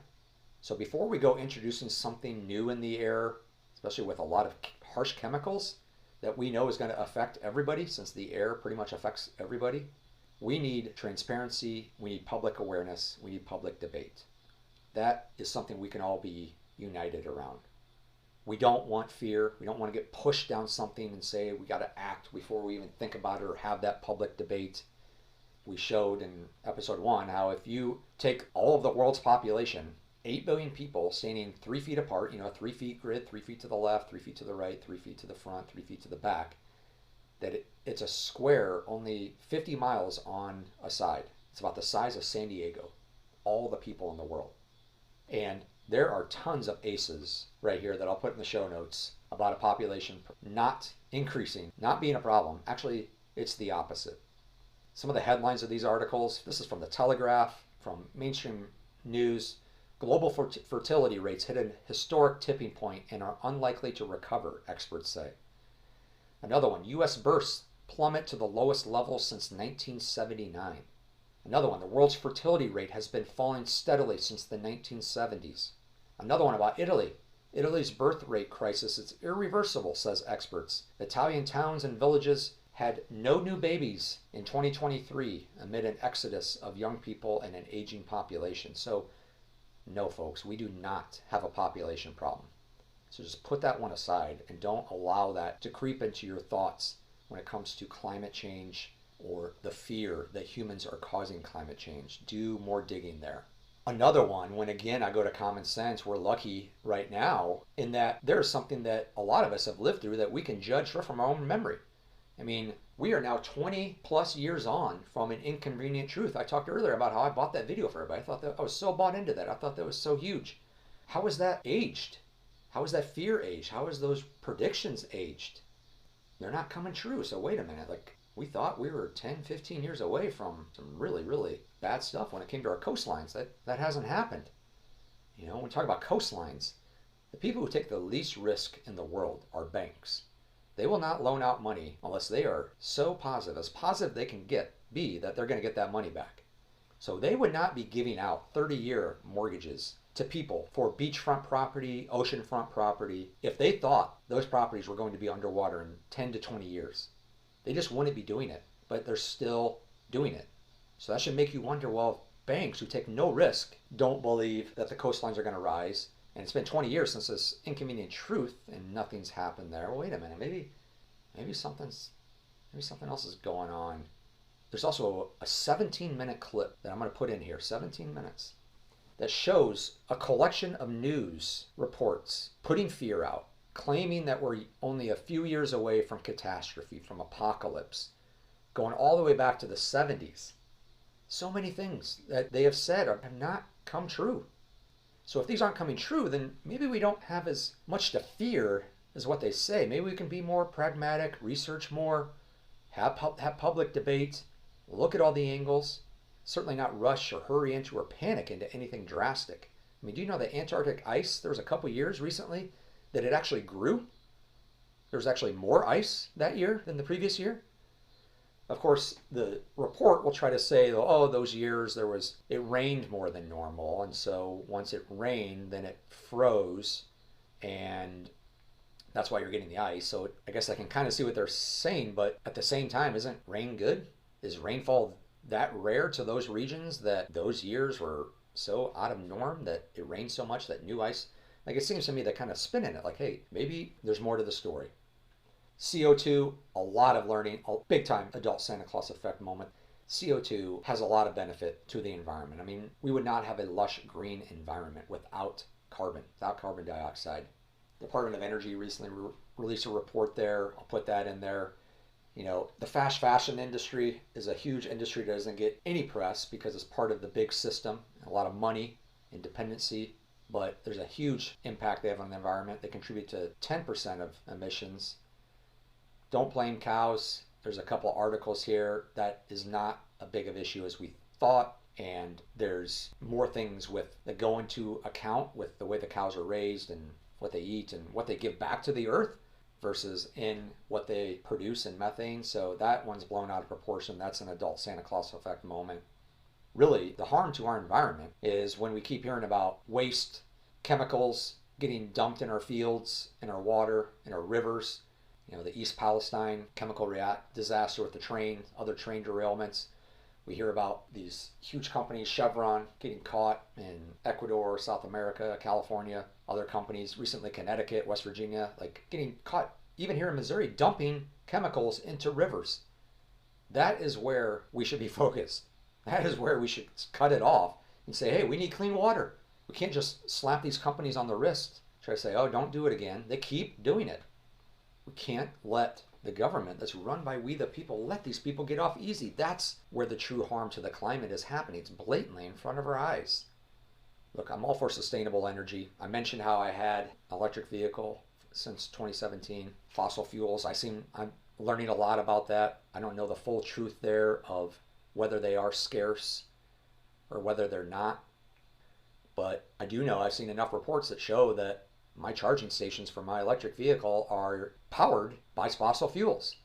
So it's just like, wait a minute, what's going on here? I thought we were getting into a no emissions environment, but if that power station is just getting powered through all these emissions, is it that big of gain that the emissions from the car isn't leaking anything? Again, it's just, there's way more to the story than what meets the surface. You got to be deeper. You got to think about something deeper than the surface, especially if it's trying to impact the whole world or a huge reverse on the way of life that climate change is certainly being positioned as.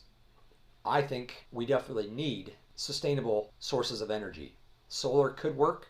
I wonder if there's even better ones out there that we haven't found or that we sometimes have found. There's a lot of stories I've seen of people who have invented these sustainable energy sources and then they mysteriously die or mysteriously get thrown in prison or something like that. I don't know. But it's a fun debate to have with people. A lot of us, I think, have talked about, if a meteor was going to hit and destroy the earth and, we didn't have much time, I don't know, a few days, a few weeks, a couple months at the most. Do you think, the people who didn't know that was going to occur, especially our governments, or the people even behind our governments, do you think they would tell us? It's a fun debate that a lot of us have had. It's usually half and half, people are like, half of us are like, no way would they tell us. The other people are like, yeah, what would it care since we're all going to die anyway. What about free energy? If there was something out there where free energy existed, do you think they would tell us? Because think about what free energy does. That would completely eliminate our dependency on oil, on other fuels. It would transform our entire economic system all the way to the point where we would effectively eliminate hunger. Do you think they would tell us? I don't know. But the main takeaway message here is that there are scientists who don't come to the same conclusions as scientists who try to blame CO2 and cause fear when it comes to the climate. And those scientists, they're scientists too. They went through the studies. They're putting their necks on the line. They deserve to be at least heard and listened to and critiqued and challenged, just like any other scientist, because that's what science is. It's theories, testing of theories, proving theories, debating theories, disproving theories, convincing others using significant evidence and comprehensive reasoning. It's not avoiding discussions on the topics like so many scientists do these days. They avoid backing up these fear-based predictions around the climate. So let's just start scrutinizing more, asking more questions, demanding more transparency. Let's just acknowledge that we're altering our environment artificially too much. I mean, really, does anyone truly believe that we should be messing around with trying to block the sun? Or how about this? Does anybody truly believe that we should be introducing genetically modified mosquitoes into our communities? Who thinks that's a good idea? I see no hands raised. So maybe, just maybe this is a pretext for another attempt to restrict our freedoms, restrict our prosperity, our mobility, our standard of living, our right to have abundance in our lives. Maybe this is an attempt to restrict that under the guise of saving the planet. Again, this is for your safety. Ultimately, we just cannot brush off how many of these predictions have not come true and how there's an obvious scare pattern here. Kind of like identifying stuff in a type of movie we feel we've seen before. Because of the patterns that we're showing here, it just seems like we're watching a movie. So we're getting to the recap here. A lot of things are not making sense these days. As we said earlier, look at the coordinated narrative that's been relentlessly pushed at us over the last few years. Trump colluded with Russia. Hunter's laptop is Russian disinformation. Voter fraud is a myth. Ballot stuffing doesn't happen. Machines are so secure, unhackable. COVID came from bats. Masks and lockdowns work. The vax will stop the spread. Censorship was not happening. All of these turned out to be false. They push us to be so divided on everything, especially on the Middle East, Ukraine, weather modification, risk and impact, climate change, on guns. Or a politician gets arrested 4 times while the people arresting him all say that he's going to be the one coming after them, so he must be stopped first. Yet those people calling for his arrest are unable to truly explain his crimes. They call for the courts to seize his properties. They call for him to be removed from the ballot. And yet they then still claim to be the ones representing democracy or saving democracy. How does that make sense? That same federal government administration allowed all these people to illegally cross the border in 4 years. They're the same ones who try to force people to get injected with an experimental drug. But yet they're the ones saving democracy.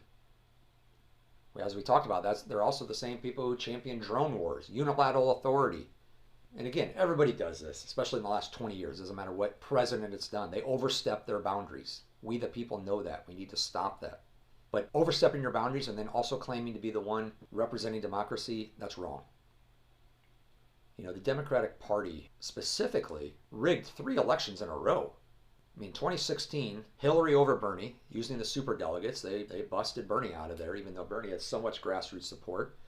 In 2020, again over Bernie, this time Biden. There was that weekend where everybody dropped out and everybody then endorsed Biden, and Bernie stood no chance at that point. And then in 2024, of course, installing Kamala after pushing Biden out after his debate. 3 times in a row, but yet still claims to be the ones saving democracy. It's no surprise that that same party and administration wanted to create a misinformation governance board, aka the Ministry of Truth, in reference to George Orwell's book 1984, which I'm going to read an excerpt here from this book, that they had reached a point where every record had been destroyed or falsified, every book rewritten, every picture had been repainted, every statue and street building has been renamed, every date has been altered, and the process is continuing day by day and minute by minute. History has stopped. Nothing exists except an endless present in which the party is always right. That definitely hit home for some of our lives here over these last few years. And that's where credibility comes in. If you're going to try to claim you're the one saving democracy, you can't go and do certain other things. That's where it fails. And yes, that applies to the people on the other side as well. Again, this isn't about sides. Remember, when I say the party there in that quote, the party that always needs to be right is not the Democrats or that previous administration. I mean, maybe that's where a lot of this stuff happened, but it's happened before in Republican parties too. It's not about Democrat or Republicans. It's not about a certain party. It's the uniformity that exists behind those curtains on these big issues that we've discussed and the way in which they are handled and reported on. Again, it's we the people versus the world. Don't get caught up on one side or the other. It's just that when that uniformity, when the entirety of the news, Hollywood, traditional political machines, everybody seems to be against one man, but yet the majority of America is behind that one man battling these massive forces, then maybe America is getting rebirth from certain controlling forces that our founders talked about and knew would prop back up again. Maybe that's what they meant in the Declaration when they said, whenever any form of government becomes destructive of these ends, it is the right of the people to alter or to abolish it and to institute new government. Maybe we're just altering the ways we've allowed our government to govern us, and we realize we need to get back to our founding principles. At the very least, we need to pause for a moment and recognize the significance of the movie that really does seem to be played out in our lives each day by all these forces, and how it relates to the spirit of America, this country that we live in, that we represent. You know, maybe something is happening. Maybe something big is happening to expose these forces, to crack open this entrenched apparatus. As we've said several times through this podcast series, you can want something not to be true. It does not make it not true. Maybe it's already happening and we're just not recognizing it. They talk about the system's already crumbling in front of us. I mean, don't wait in anticipation for a major event, even though I think there is a lot more still to come. But we exist today, right now. There's never been more distrust of the government entities or mainstream media or allopathic medicine, the modern medical system, or pharmaceutical corporations. There's never been more distrust of those institutions than there is right now. This coordinated, centralized power, money, and media coverage is not good for America. So yeah, I do see it as America is getting rebirthed right now, and it's painful. It's not easy, especially if there's a really powerful force that we're going up against that exists of this protected people. I mean, let's forget about whether or not there is like a protected group of folks or a cool club, if you want to say. Let's forget about that for a second. Let's just talk about if there was, what would it look like? Well, that protected class would rarely get caught. They're not going to get slandered in the media. Anything that they do or anything that happens is going to get buried in the headlines and won't get covered, or anybody who tries to dissent or is a threat to that system will probably get silenced or censored and or taken out, or made look like they're crazy, tear down their credibility, whatever. There's all these different methods that can be used. That's what it would look like, right? I think we all can agree about that. So it's just a matter of whether you believe it's happening or not. Because we see in real time, there's certain people, there's certain institutions that are never held accountable. Like truly, really held accountable. Never painted in a bad light by the mainstream media.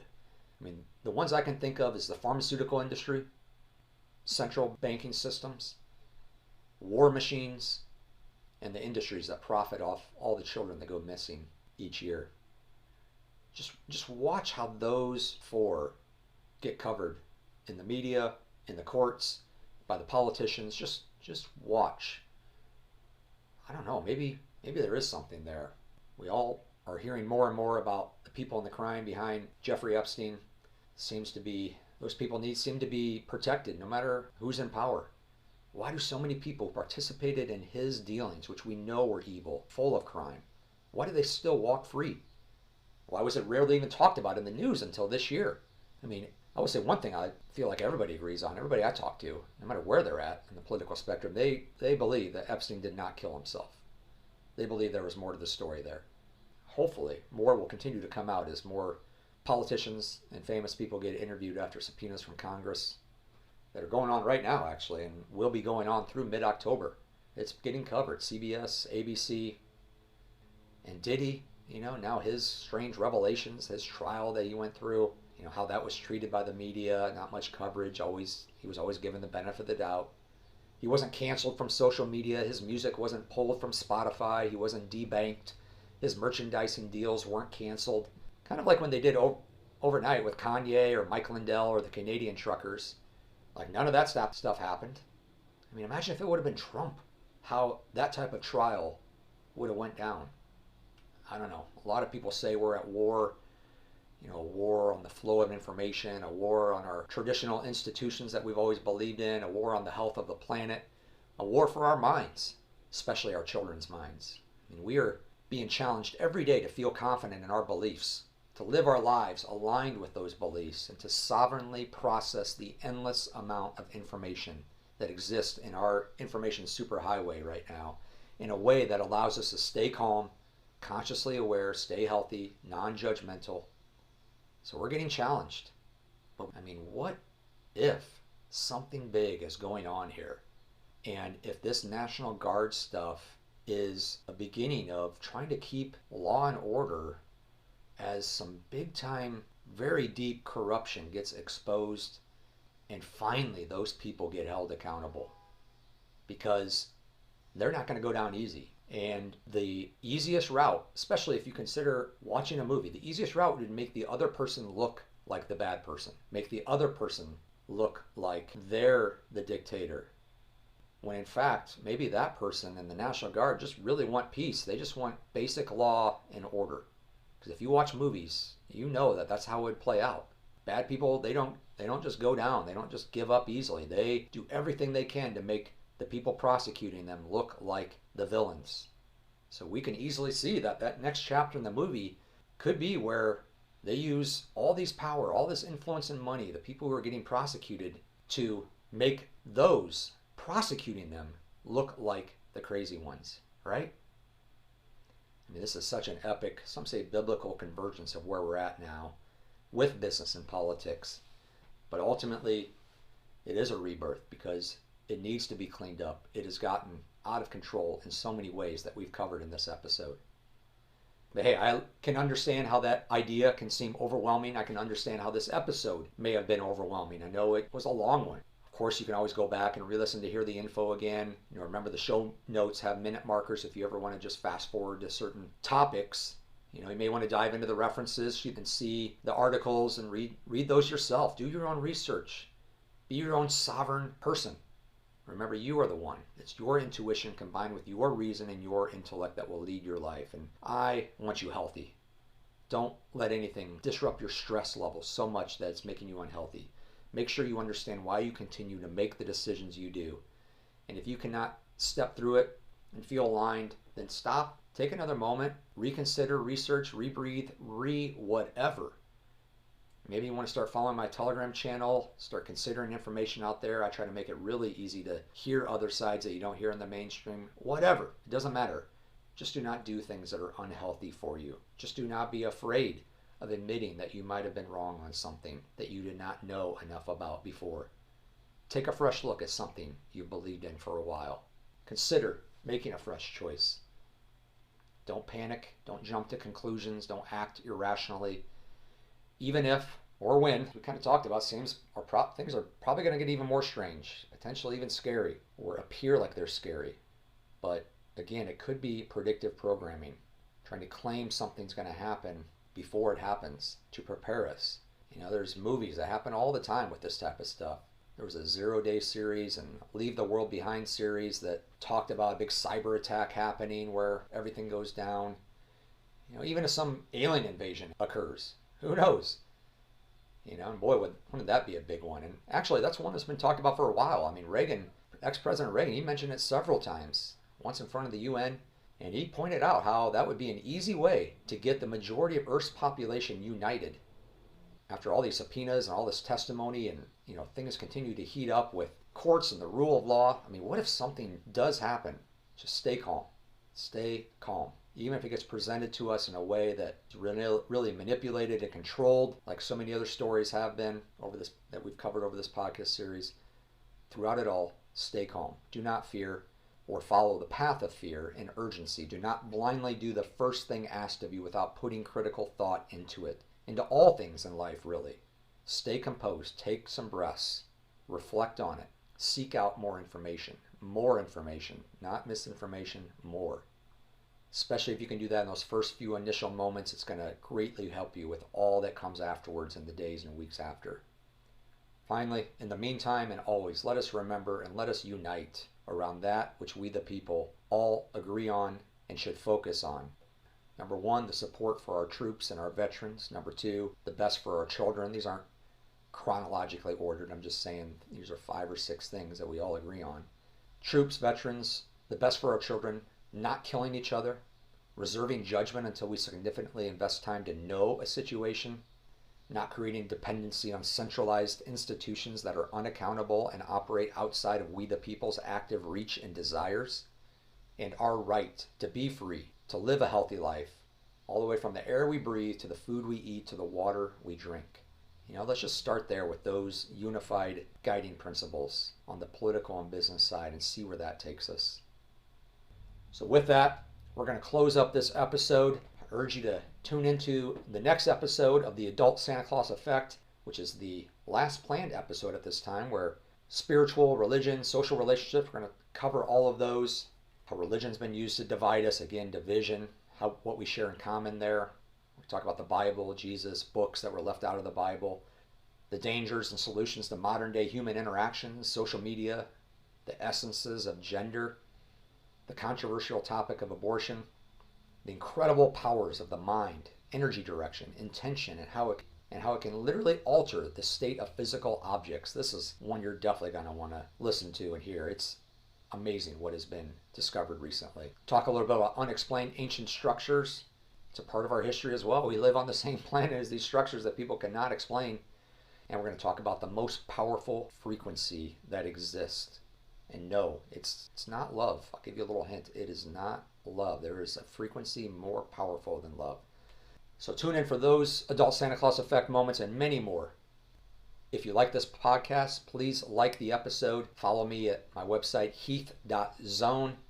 My LinkedIn and Instagram channels there. Folks, thank you for listening. Thank you for being the incredible humans that you are.